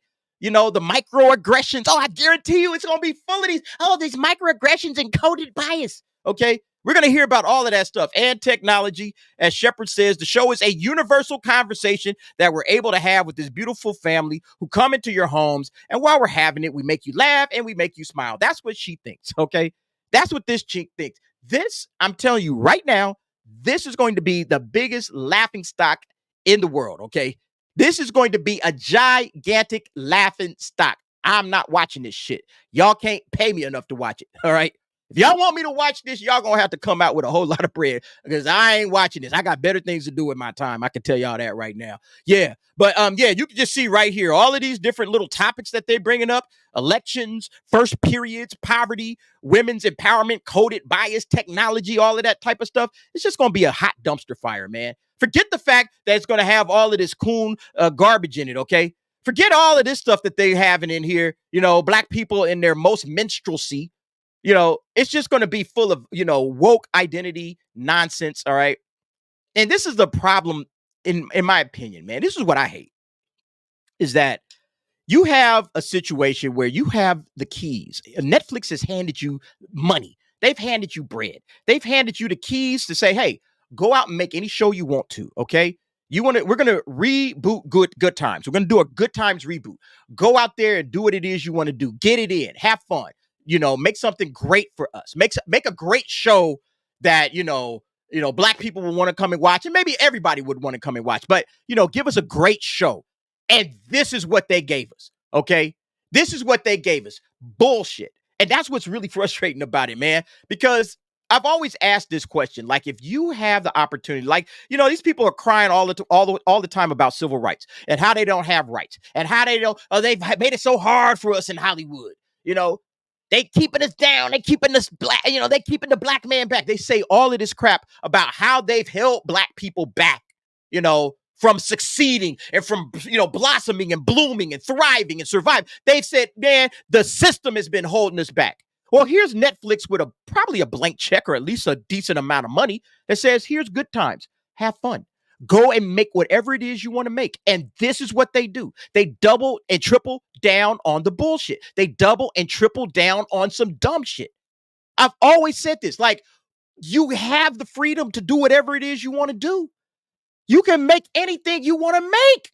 You don't have to make this. I can understand maybe, you know, 30, 40 years ago, maybe you still felt, we don't really have the rights and everything. You know, we got to do the blaxploitation shit. You know, we got to do all of this stuff because we don't really have the bread and the money to really put together what we want to do. But now they've given you that. They handed you the money. They gave you the keys to a big franchise and they say, run with it. And this is what you're doing? Are you joking? Are you kidding me? Of all the things that you could do to show a black family, this is where you're going. Like I said, man, I told you guys on one of them videos, we had positive black TV shows. You know, if you don't want to just look at the Cosbys, the Cosbys isn't realistic. Okay, what about Family Matters? That's very realistic. It's very realistic. Rock was very realistic. Like, again, why are we doing this shit? This is realistic. This is what you want to be for black. I just don't get it, man.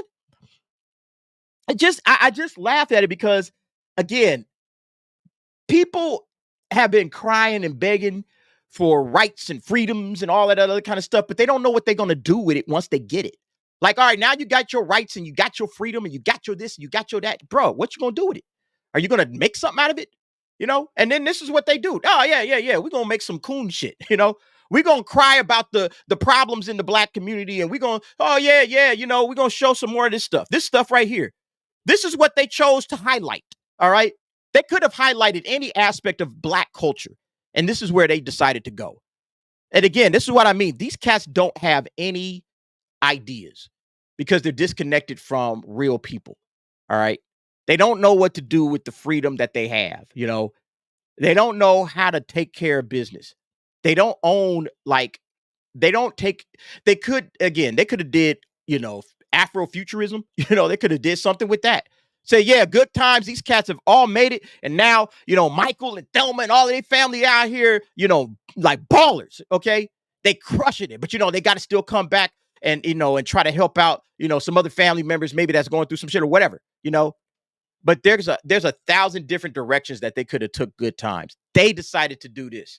It's just disgusting to me. So yeah, the petition, I hope it continues to blow up. I don't know. Again, for me, a petition doesn't really do anything. Just don't watch it. All right. I guess it brings attention to it. It gets an article written about it. All right. They got an article going on. So yeah, I guess this helps. If you get a petition going, then you get an article written. So more people read the article. Oh yeah, this looks like garbage. I'm not watching this. Maybe that's a good thing. Maybe that's what's good about it. But yeah, this whole concept right here, I think this thing is going to be an absolute flop. All right. This thing is going to get review bombed. All right. Expect the review bombing to come. It's going to get absolutely slammed, So yeah, I feel like this is just, a giant slap in the face of all the hard work that went before all of these clowns over here at this Netflix show now. All the hard work that went into elevating, great, black television shows. All right. It's just trash now. All right. Sanford and Son, Jefferson's, give me a break. Yeah. Family Matters was realistic up until Stefan Urkel. But, again, that was just a comedy thing, but it was fun. Again, I feel like Family Matters, honestly, is like the perfectly written comedy. It's a perfect comedy to me, man. It was funny. It was topical. It didn't go over the top with it. Didn't beat you over the head with it. It showed you a message. And then it played it out. You had a good time. They had Urkel. They had a traditional, solid black family. I thought it was great. 227, Everybody Hates Chris, Young Rock, all of them. Okay. Rock, Fresh Prince, Good Times, What's Happening Now, Cosby Show, Different Worlds, Living Single, Wayans Brothers, Martin. We could keep going. Exactly. Again, man, it's just sad, man. It's just real sad, man. That this is where we are with it. Okay. We got another super chat that popped in here. Of course, who else? Your boy Ralph Balday, keeping your head above water, making a way when you can. Oh, the irony of the intro song from the original show. This is never going to fly. Never, bro. Never going to fly, man. This thing is going to get absolutely wrecked, man. I hope y'all don't mind my singing voice, okay? I hear that song. Keeping your head above water. I love that song, man. That song is a great song, too. That's what sucks about this, man. It's like you hear Good Times is coming back, and that's the first thing that comes into your mind is that theme song, right? Temporary layoffs, good times. It was awesome, right? Love that original dope song, that intro song. It was phenomenal, man. And yeah, now they ruined it with this shit, man. Fuck. Damn. What you gonna do, right? What you gonna do? But yeah, Rafa Balde with the €5. Thank you, bro, man. Thank you for always supporting. Like I said, man, we got a host of supporters here, man. You guys, man, sometimes almost brings a tear to my eye because you guys are awesome people, man, and you really support me, and I appreciate it. We are we past? Let me check something real fast because I always wonder, are we past where we at right now with the 11K? Let's see, have we reached it yet? Almost. Okay, we are about 8 away from 11K. If you haven't subscribed, please do. That helps your boy out, and I appreciate the love as always. Yeah, so we got one more, or we got 2 more topics to discuss before we get up out of here. It's always a shorter show when T ain't here because I don't have nobody to riff off of, go back and forth with. So yeah, this is probably going to be a shorter show, but let's bring up this topic right here. Okay. Oh, wrong one. Oh, no, this is it. Okay. Yes. Coming in a couple of weeks, your girl Velma. Okay. Velma season 2. Again, I told y'all April is a dumpster fire month, right? I just said that, right? This is dropping at the end of April. And man, And all the episodes are dropping all at once, okay? All the episodes are dropping all at once. Season 2 of Velma. I don't know what the hell to think this thing is going to be, but this is going to, this is going to be another one of them shows that YouTubers are going to enjoy the hell out of. But yeah, it's coming April 25. It says right here.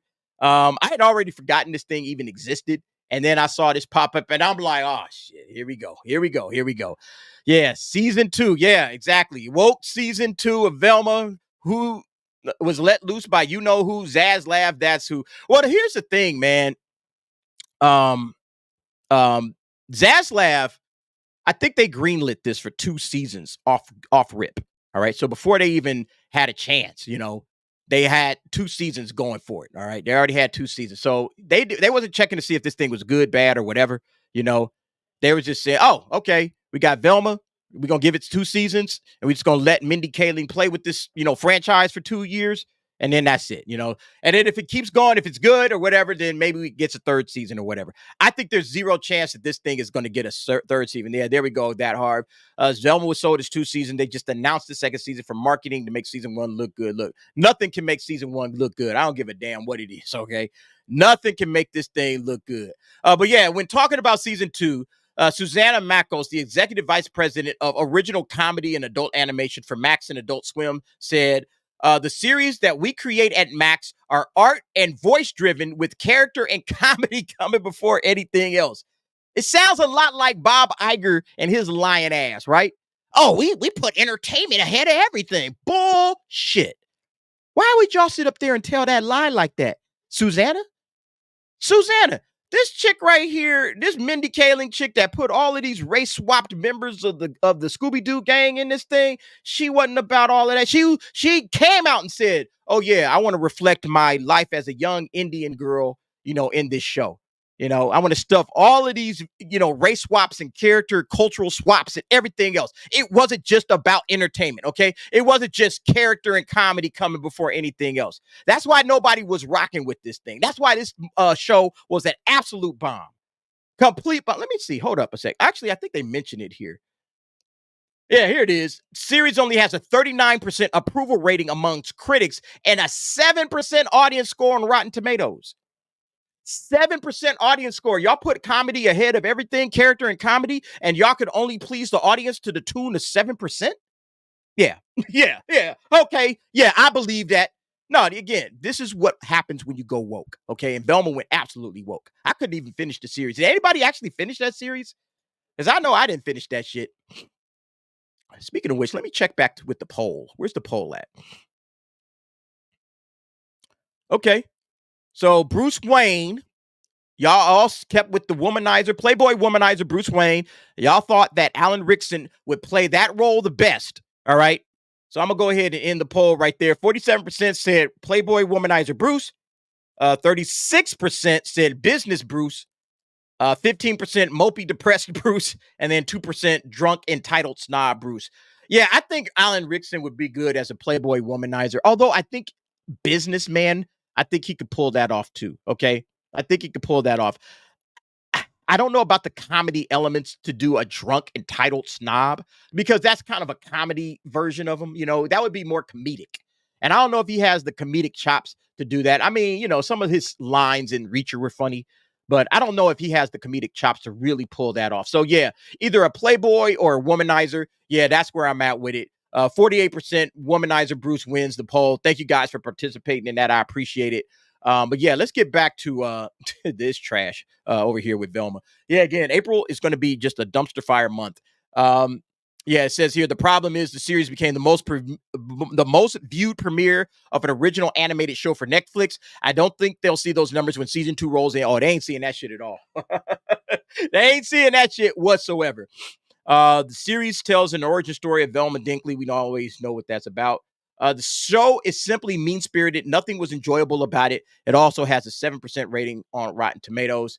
Yeah, this is just going to be shit. All right. So we're going to have that to look forward to. Now, look, unlike Good Times, I might actually check out a couple of episodes of this to see what it is, just to see what it is.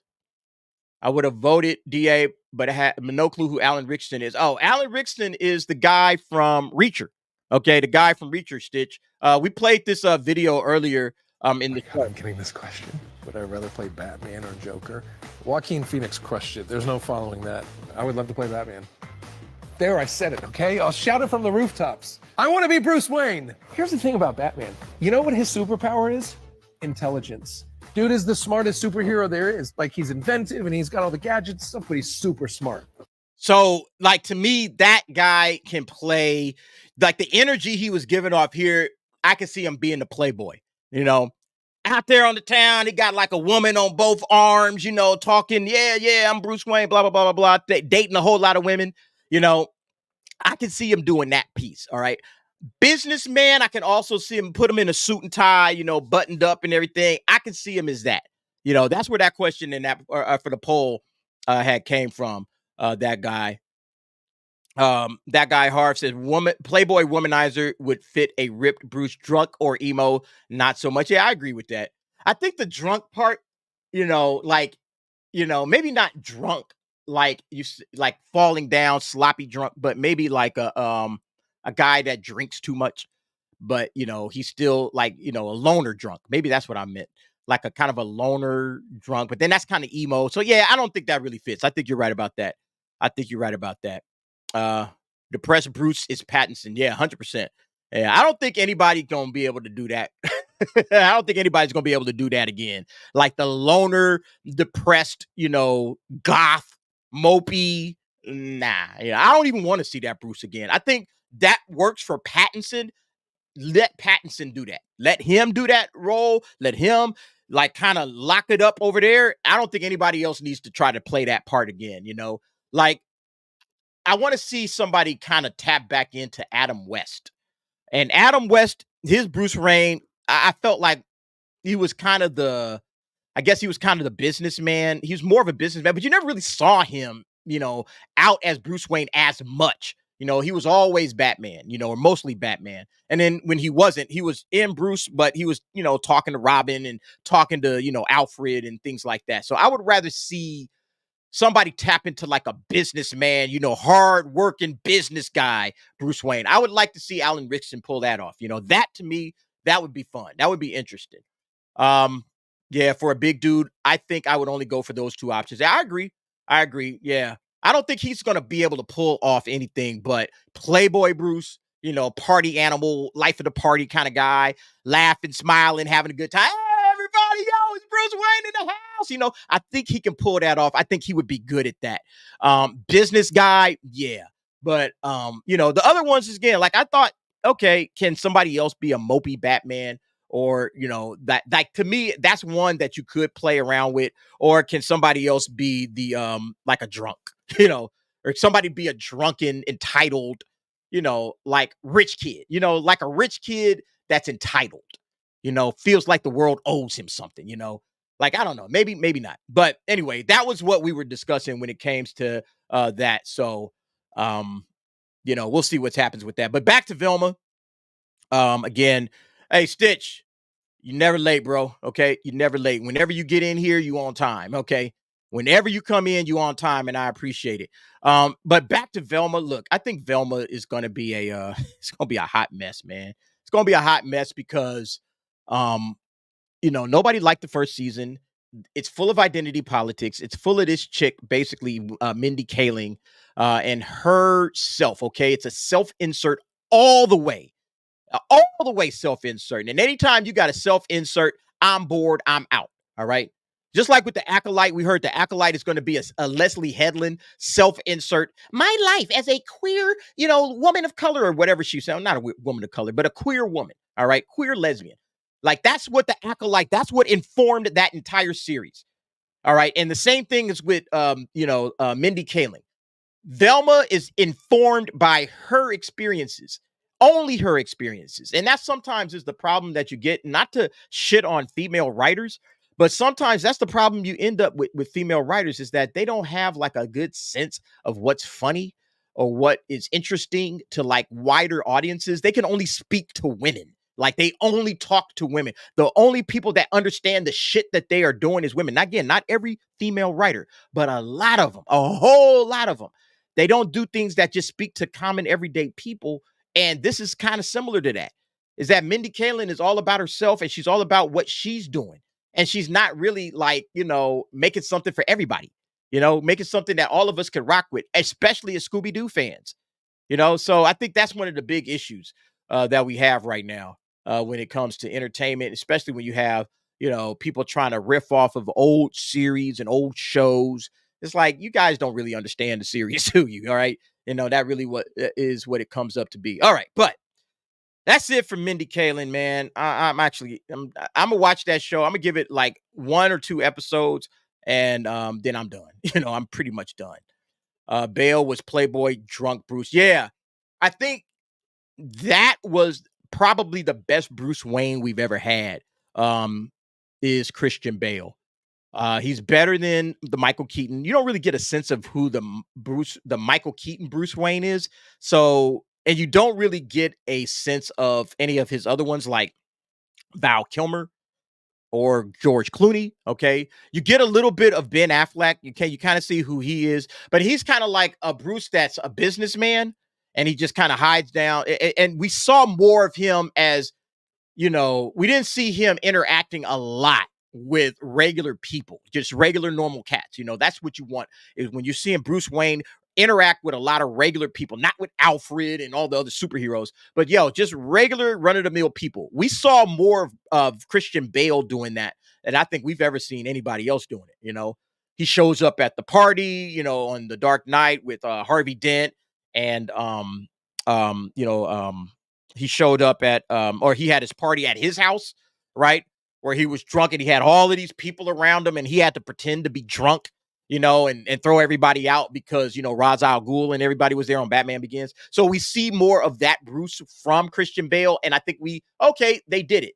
But like with, I think, Pattinson, we barely saw him as Bruce Wayne. He was pretty much all Batman in that entire thing. And the only time we saw him as Bruce Wayne, I think, was the one when he went to the funeral, and he saw the people out there. That's the only like major scene that we had with him as Bruce Wayne when he was at that funeral for the one guy I can't remember the movie, but the one guy that got killed. Other than that, we really didn't see him as Bruce Wayne. So yeah, I agree. I think Bale as Bruce Wayne was probably the best that we was going to get. Yeah. Velma 2 finally going to have Scooby in it. I don't know.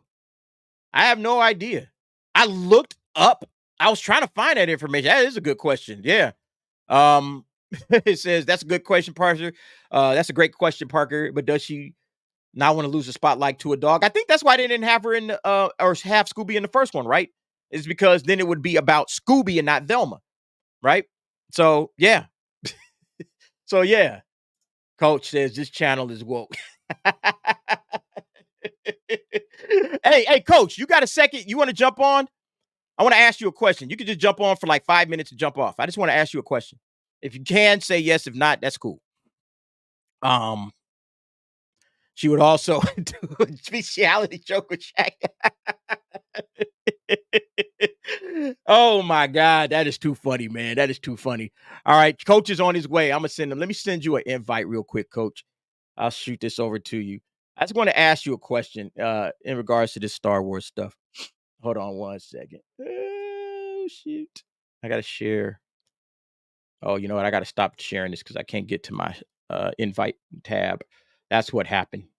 All right, I'm gonna send the coach. I'm gonna send the coach a link and see if he come in here so we can chat just for a little bit. Okay. So when coach comes in, we'll bring him in. Let me show you this last one. Let me bring this up. I don't think I need to share audio on this thing, but this last topic, okay? This last topic before coach comes on. All right, share that. So Fantastic Four, okay? The Fantastic Four is coming up. Everybody, oh, he said Twitter. I sent you an email, bro. Sorry about that. I put it in your email. Let me send you. Hold on. Let me get you to Twitter DM real quick.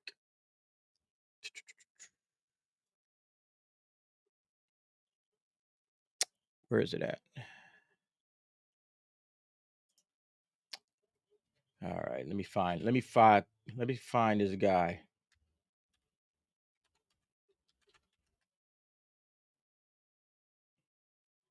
I don't see you in here. I don't have you on my DM list, coach.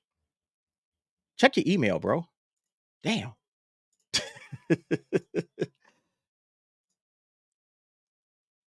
Check your email instead, bro. I can't find you on my DM list. Hold on. You got to be in here somewhere, right?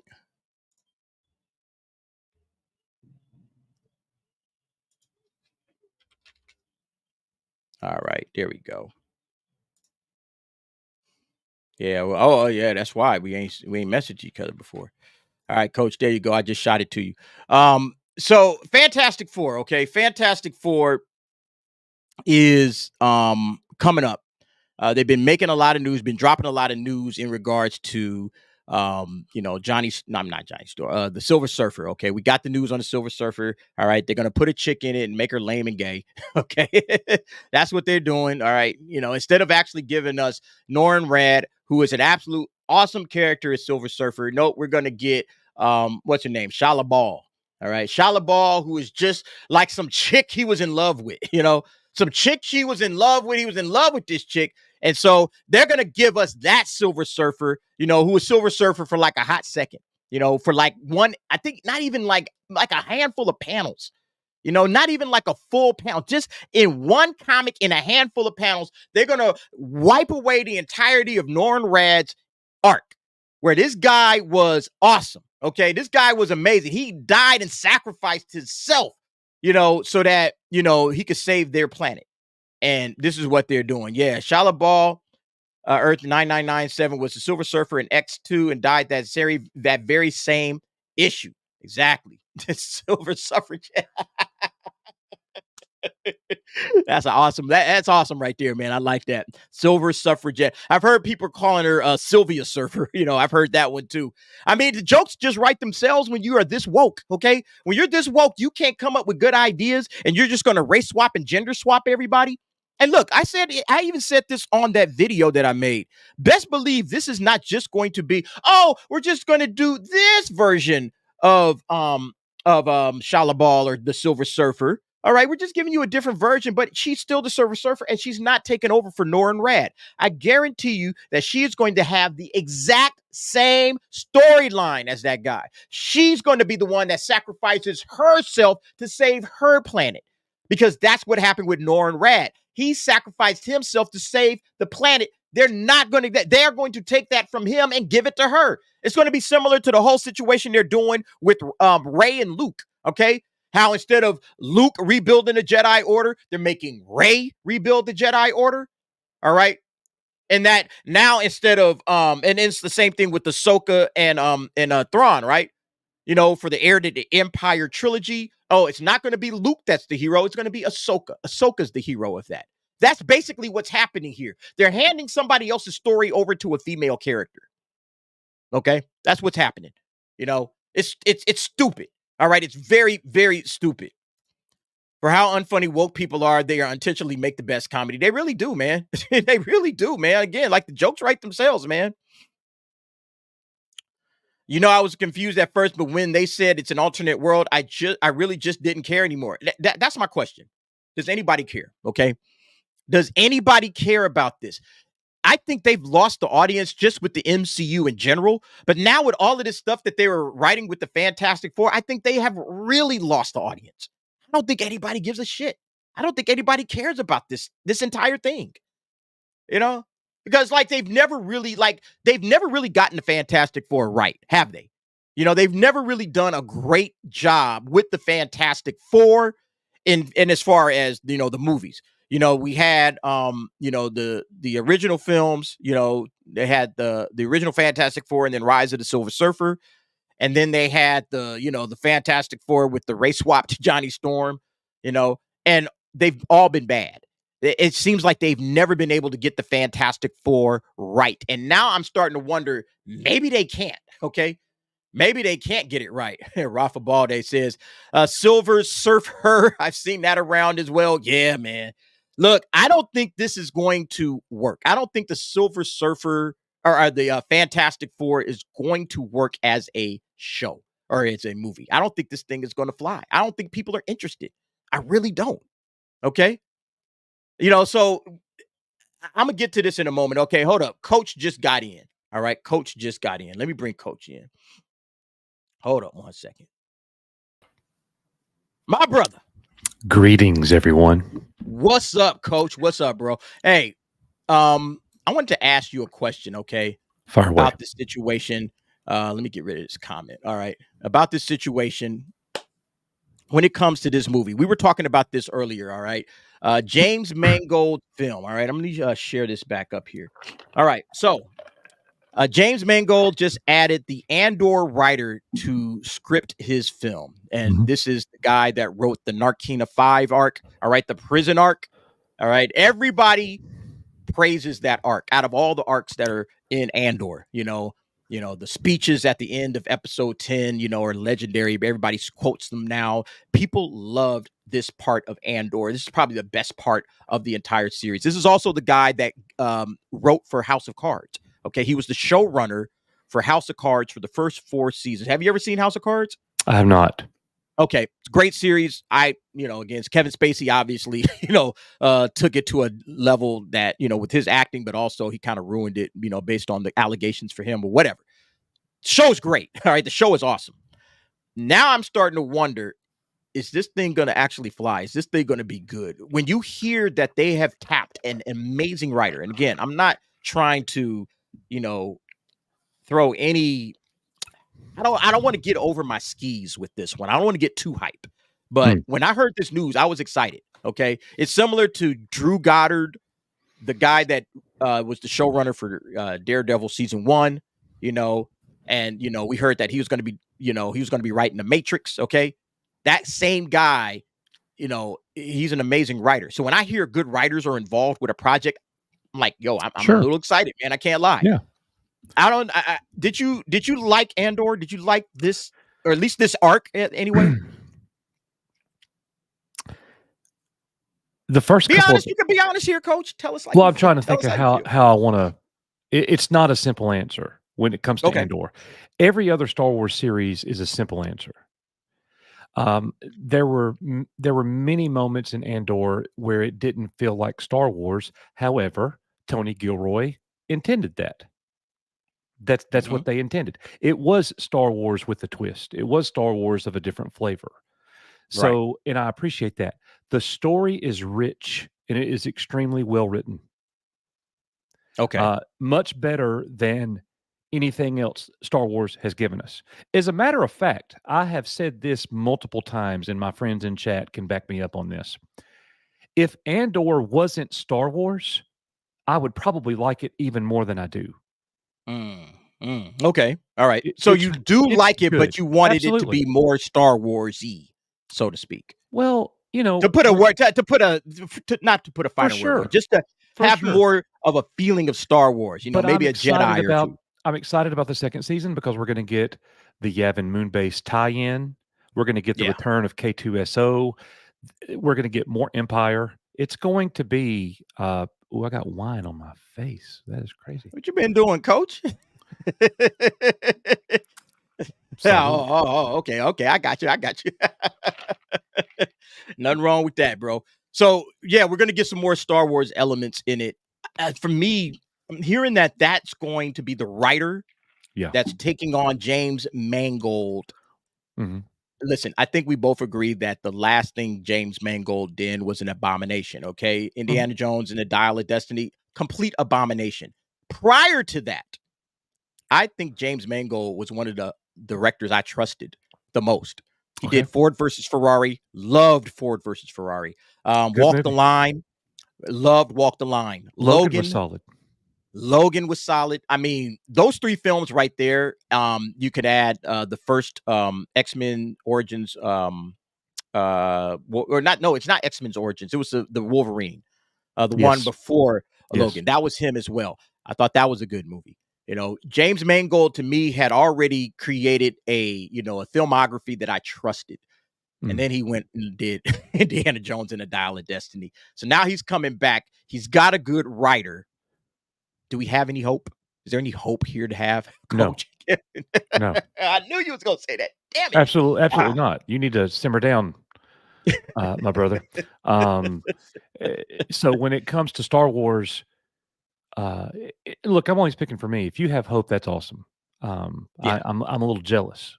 I'm looking for a silver lining, Coach. Okay, I'm looking for a silver lining somewhere. This felt like a little glimmer, like, oh wow, we got a good writer on top of the fact that we got a director that wasn't like a complete asshole before he went off the side of a cliff. He was actually all right. Yeah, maybe. You know what's funny is this morning when I woke up, I was just hanging out on the couch drinking a cup of coffee, and I'm on my phone, and I go look at our Facebook group. And inside our Facebook group, one of our members posted, when were you the most hurt or the most sorry that you were a Star Wars fan? In other words, what was your lowest point? And I thought, man, what an incredible question that is. Yeah. Because we're going to have a lot of different answers. And it's going to span all the trilogies, perhaps, based on, how far that question reaches out. So I messaged the guy and said, thank you so much for posting this question. I love this question. I want to make this a video. So I posted it on Twitter. I posted it on our community page. I'm gathering the data, and I'm going to have a lot of fun making this video tonight. Basically, where we're reliving all of our pain. Star Wars has taught me, since Disney has purchased it, to temper my expectations. Yeah. You have to show me, prove to me that what you're doing is quality. Until I see it, I have no reason to believe that it will be. They have to prove it to me. So as far as what Disney has done with Star Wars, they are guilty until proven successful. From my point of view, they got to get it right. I'm not giving them any more benefits of the doubt. More benefits of the doubt. They've squandered that over and over, and it's like, fool me once, shame on me. Shame on me. Fool me twice. I'm sorry. Fool me once, shame on you. Fool me twice, shame on me. You know. Well, we're like, my gosh, after chapter 16 of The Mandalorian, we've gotten very little good Star Wars. Very little. That was over 3 years ago, folks. Yeah. Yeah. No, you're right, man. It's like the one thing that I can probably say Disney did decently for me is Andor, that came after that. But after that, I mean, that's it. After Mando season 2, episode 8 or episode 16, however you want to look at it, what did we get? We got Book of Boba Fett. We got Andor. No, we got Obi-Wan. Then we got Andor. Then we got Mando season 3. Then we got Ahsoka. So out of those 5 series, I like one of them, and the other 4 are, and it's not just that the other 4 are bad, it's that they are so bad. I mean, they are just terrible, garbage. Just laughably. I can't even watch. I can't rewatch any of them.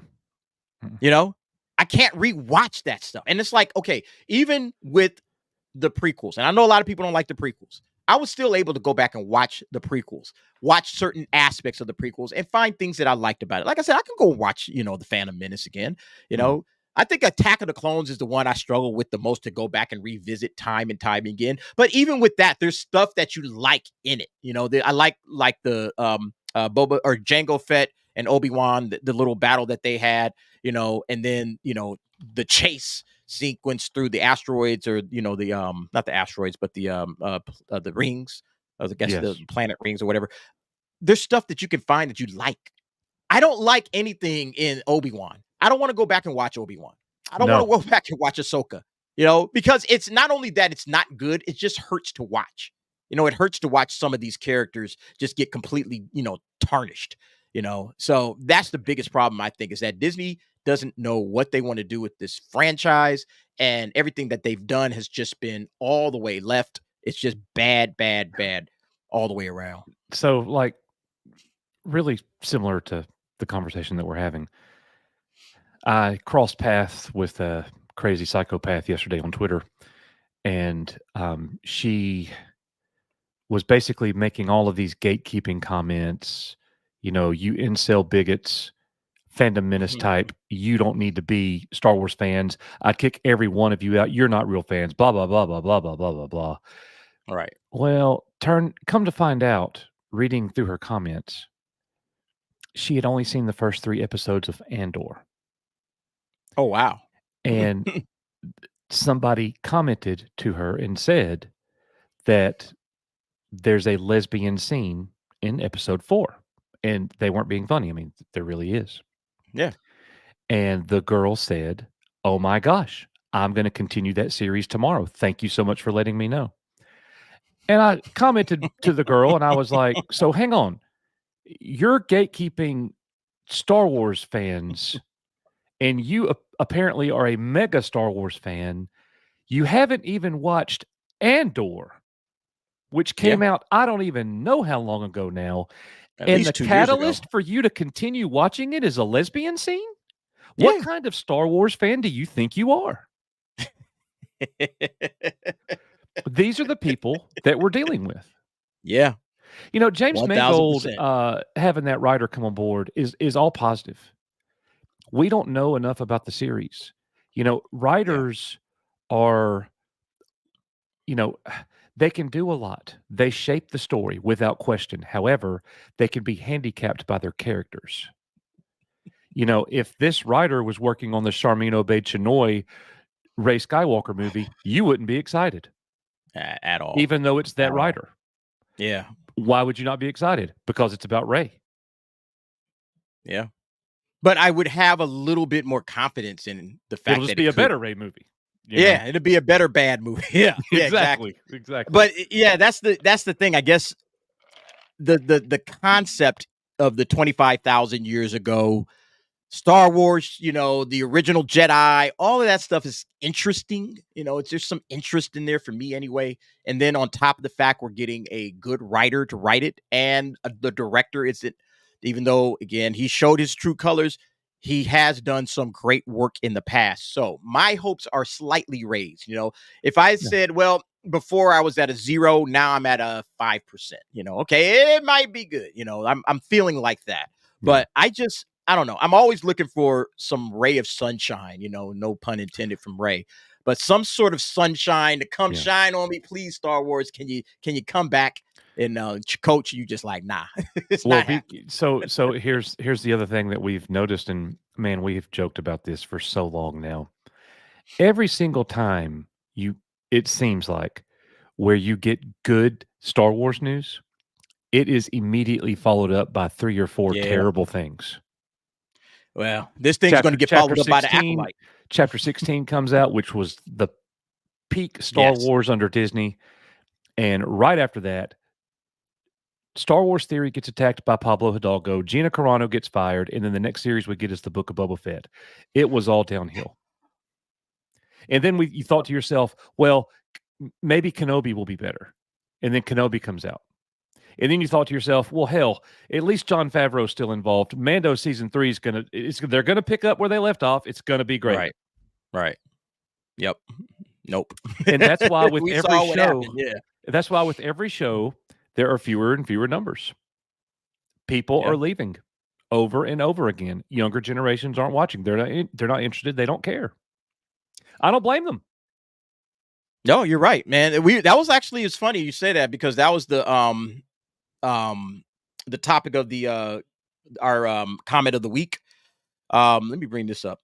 So this was our comment of the week. It was talking about how these writers have like completely failed in Hollywood, and they're all mad because they're losing their jobs, and everybody's out of work and everything. But one of the things we had mentioned is the bigger problem is that they may have lost an entire generation of younger people who won't have the quote unquote Hollywood habit. Like younger people are now completely disconnected from Hollywood. Like they're not going to movies. They're not watching Netflix as much. Yeah. And Hollywood, not only are they burning things down now, they're burning things down 10 to 20 years from now, because they aren't going to have the audience that they should have, that have grown up loving films, loving television shows, loving movies, and buying all the merch and everything that you see behind me and you see behind you.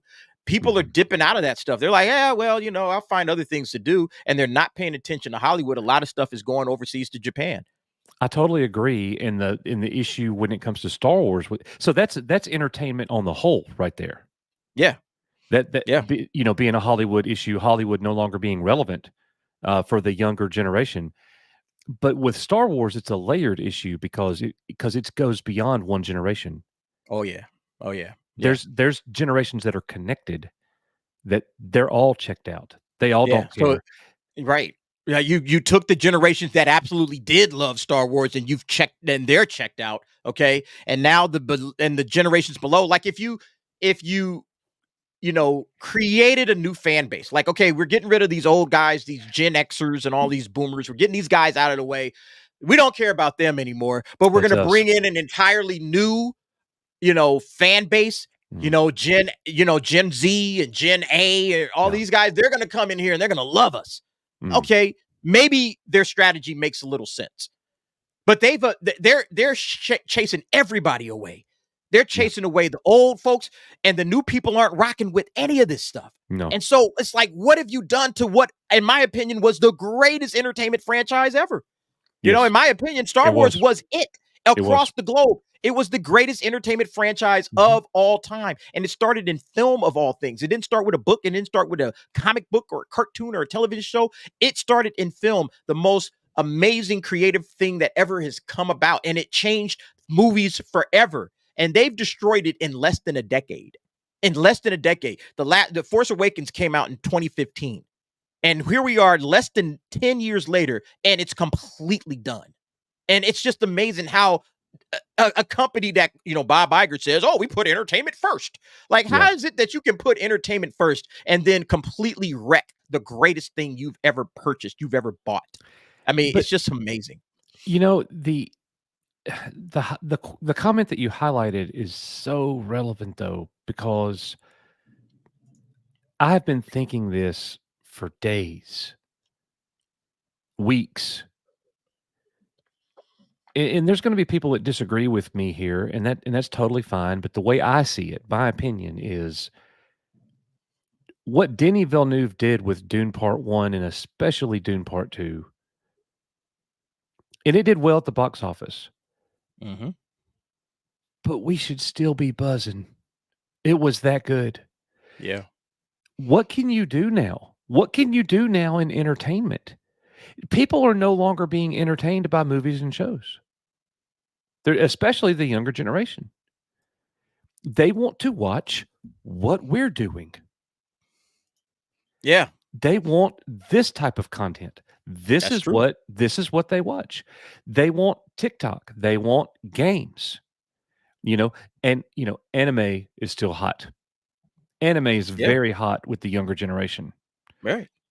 My kids watch more anime than anything else. They don't watch, more than they watch videos on YouTube and TikTok or whatever. My kids are all in their 20s, so they're all older. They're not like little kids. They're all in their 20s. And this is what they watch anime. Even my daughter watches a lot of anime, and I didn't think she was an anime fan. She loves anime. My nephew and niece, they watch anime. So there's more people watching anime and more people connecting with other things than Hollywood. And Hollywood has to see that. And it's like, you guys aren't paying attention and you're not reading the room. I always use this example. I talk about it all the time. You have a grocery store. You should be filling your grocery store with groceries. Instead, it seems like Hollywood wants to fill their grocery store with auto parts.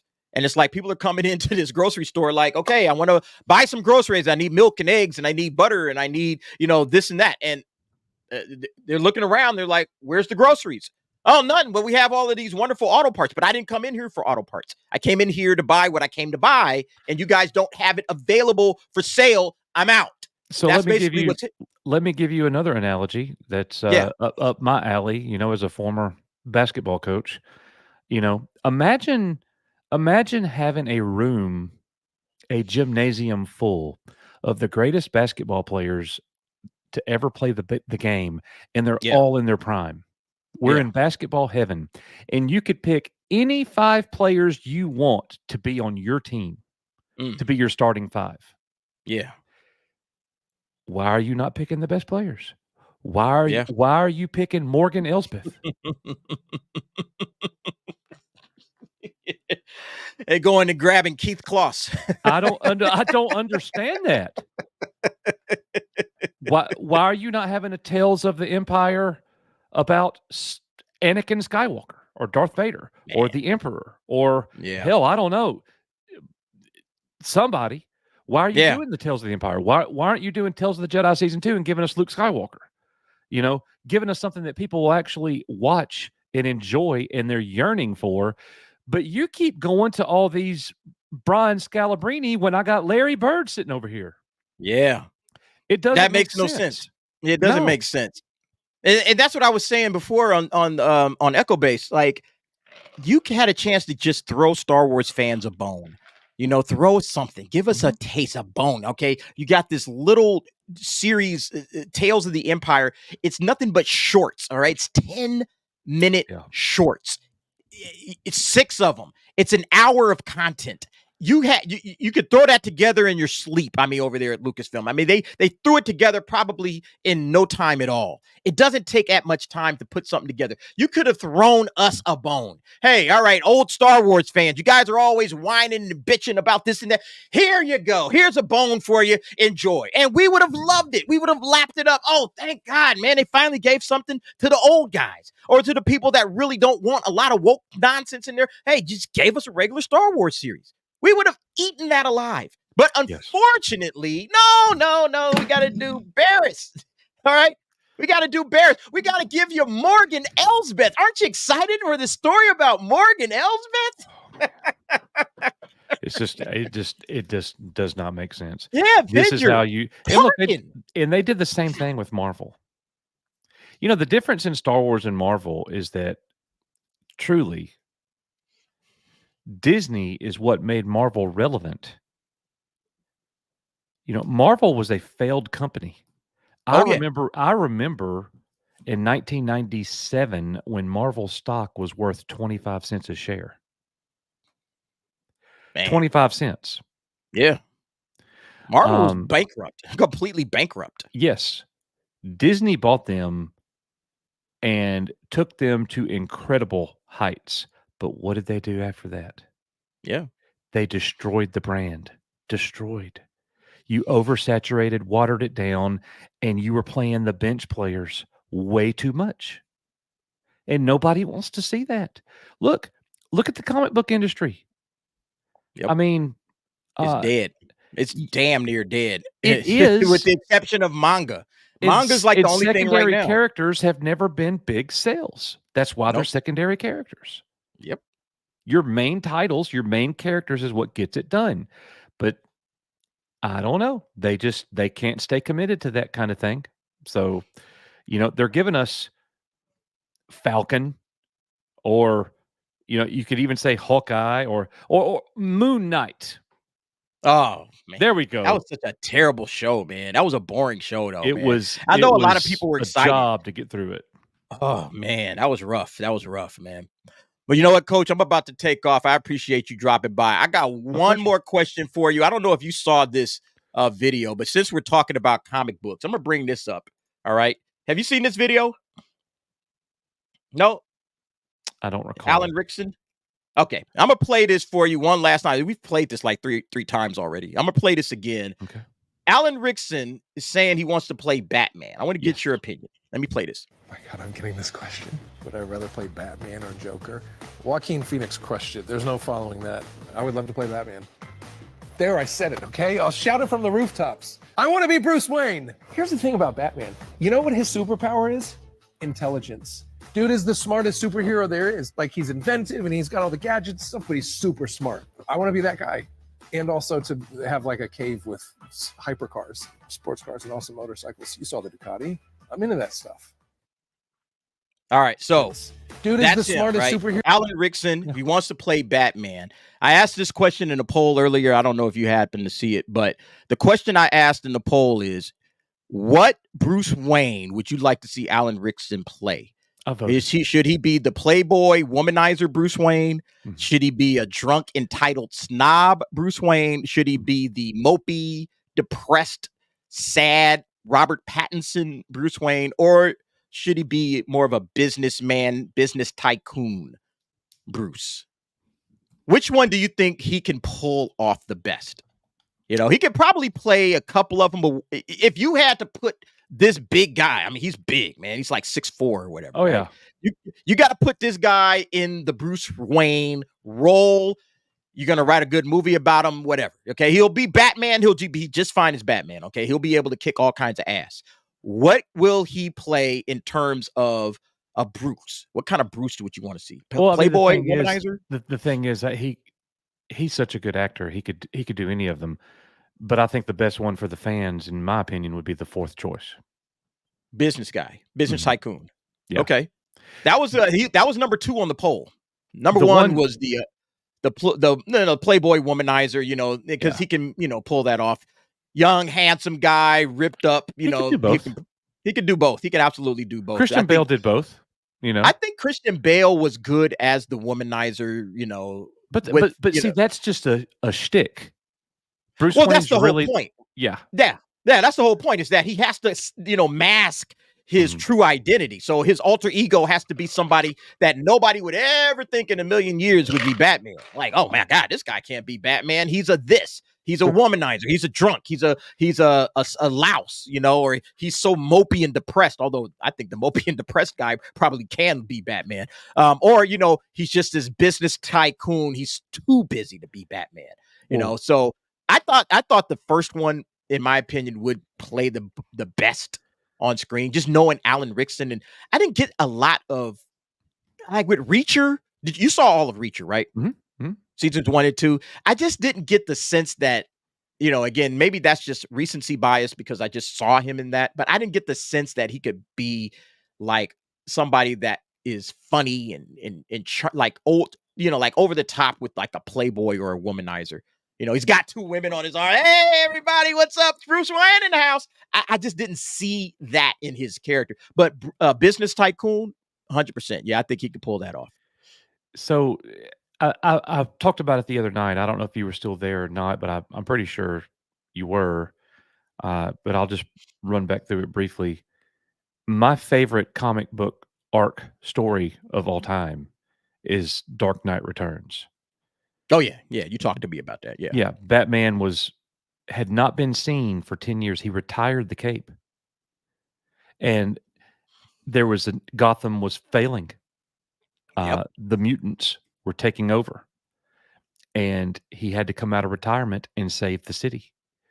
And he has a hand-to-hand showdown with the mutant leader and loses. And he gets saved, heals, realizes where he went wrong, and then he goes back and rematches the mutant leader and like all but kills him. Yep. Such a fantastic story. Alan Ritchson is 41 years old. They could age him a little bit, make him look just a tad bit older, and he could pull that role. I really hope we get to see a live screen adaptation of that. There was an animated show. The animated one is good. I was just about to ask you if you saw it. I think it's peak Batman animation. Yep. 100%. It's as good as the animated series. Yeah. I thought the animated series was the best Batman we've ever gotten. Yeah, that and Mask exactly. of the Phantasm are top tier, 100%. Yes. Maybe, you know, Alan Ritchson can play Bruce now as a younger Bruce, and then 10 years from now. Angel of Death awaits you. Oh man! Now you're making me want to go and watch that, man. That's awesome, man. I love that. I love that movie. Maybe Alan Ritchson, me, Sally, and the gang.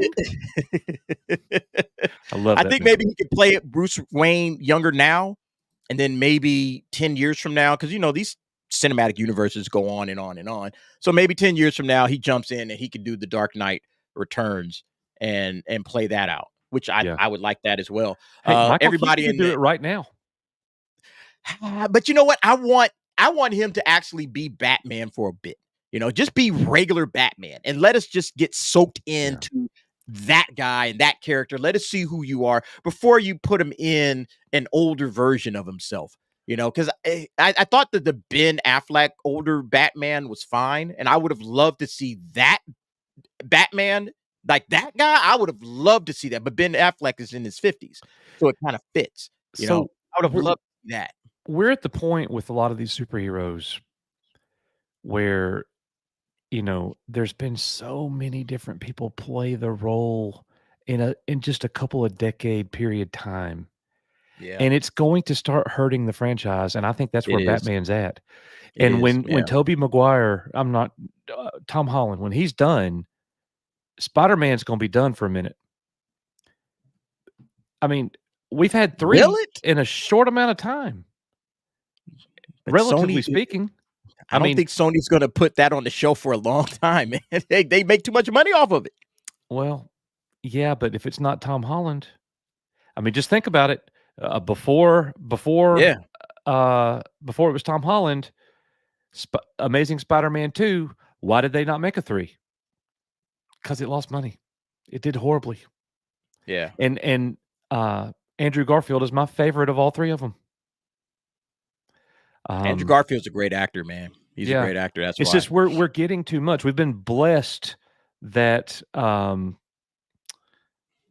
Hugh Jackman has been Wolverine this entire time. No pun intended. It truly is uncanny. Going all the way back to the year 2000, only Hugh Jackman has been Wolverine. All the way through until now, 24 years later. You're right. Yep. We're going to get another Hugh Jackman. Yeah, that is awesome. That is awesome. That's all. It's unheard of. It's unheard of for a character of that magnitude to last that long with just one actor. But think about Batman. We've had Michael Keaton. We've had George Clooney. We've had Val Kilmer. We've had Robert Pattinson. We've had Christian Bale. Now we're bringing Alan Ritchson into the fold. I didn't even mention Ben Affleck. It just goes on. And it's like, man, my head's spinning. It's just too much. It's just too much. Yeah, I think I would like to see some other characters come into play, instead of just diving back into Batman over and over again. But every time you reboot one of these universes, everybody wants to, who's going to be the Batman now in this new universe? And we know it's not going to be Pattinson, so they got to cast somebody to be Batman in James Gunn's universe. So here comes another Batman. I don't know why they would run them simultaneously. I would have told Pattinson, you're over here, buddy. Okay. How many times have you watched the Pattinson Batman movie? How many times have I watched it? Probably twice. I saw it twice in theaters. I think I maybe watched snippets of it on at home, but probably twice. I've seen it once. Wow. And did you like it? I mean, it was fine. I didn't leave mad or anything. I was like, but nothing you would watch again. I mean, and so if I'm not going to watch a Batman movie again, that tells me something. I honestly was more interested in the universe that they were building around than him.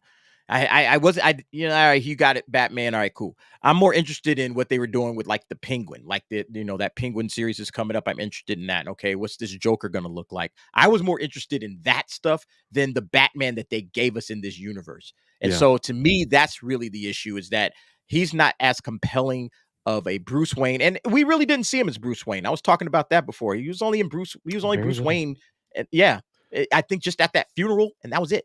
And so we really didn't get a sense of who he was as Bruce. And I think that Batman needs to be both in every film. You need to have him as Batman. You need to have him as Bruce Wayne. We need to get that dynamic, which is why I was asking, that question about Alan Ritchson.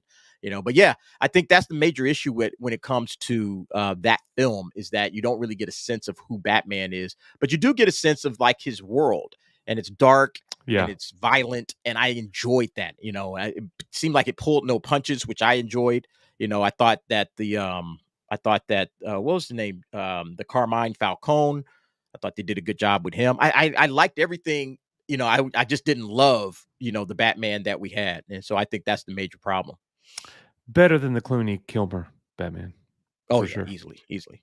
All right, guys. Well, that'll do it for us. Thank you, Coach, for dropping in real quick just to add some commentary to it. I appreciate that. Everybody, thank you so much for coming through, hanging out at the DA's office. No T this week. T checked out. He's probably out on a date or something. Who knows?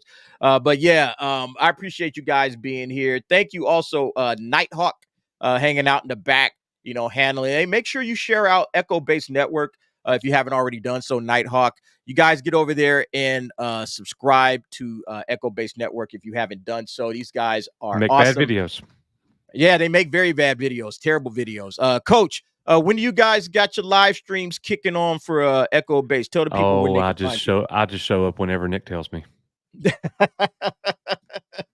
He makes it out there 7 p.m. 7 p.m. Central, all right, which is 5 p.m. Pacific, 8 p.m. Eastern, every Thursday night. And then what is the Friday schedule? I always forget. What is the schedule for Friday is 2 EBN o'clock Cast? Central. It's the EBN Cast with Nick, Mexican Iron Man, Stone Loki. Is it John Trent now? John Trent has taken John F. Jonas Trent? J. Campbell's seat. Yes. Okay. Jonas isn't able to do it with time constraints, but yeah, that has happened. And Nick has special guests come on. We've had Chris Gore from Film Threat. We've had Robert Meyer Burnett. You know, I was on there too once. Even the DA. I joined in. So everybody, go out there and subscribe. You got great content. Coach is a big Mike Tyson fan, and with that fight coming up, man, you're gonna get a lot of coverage on that. Should be awesome.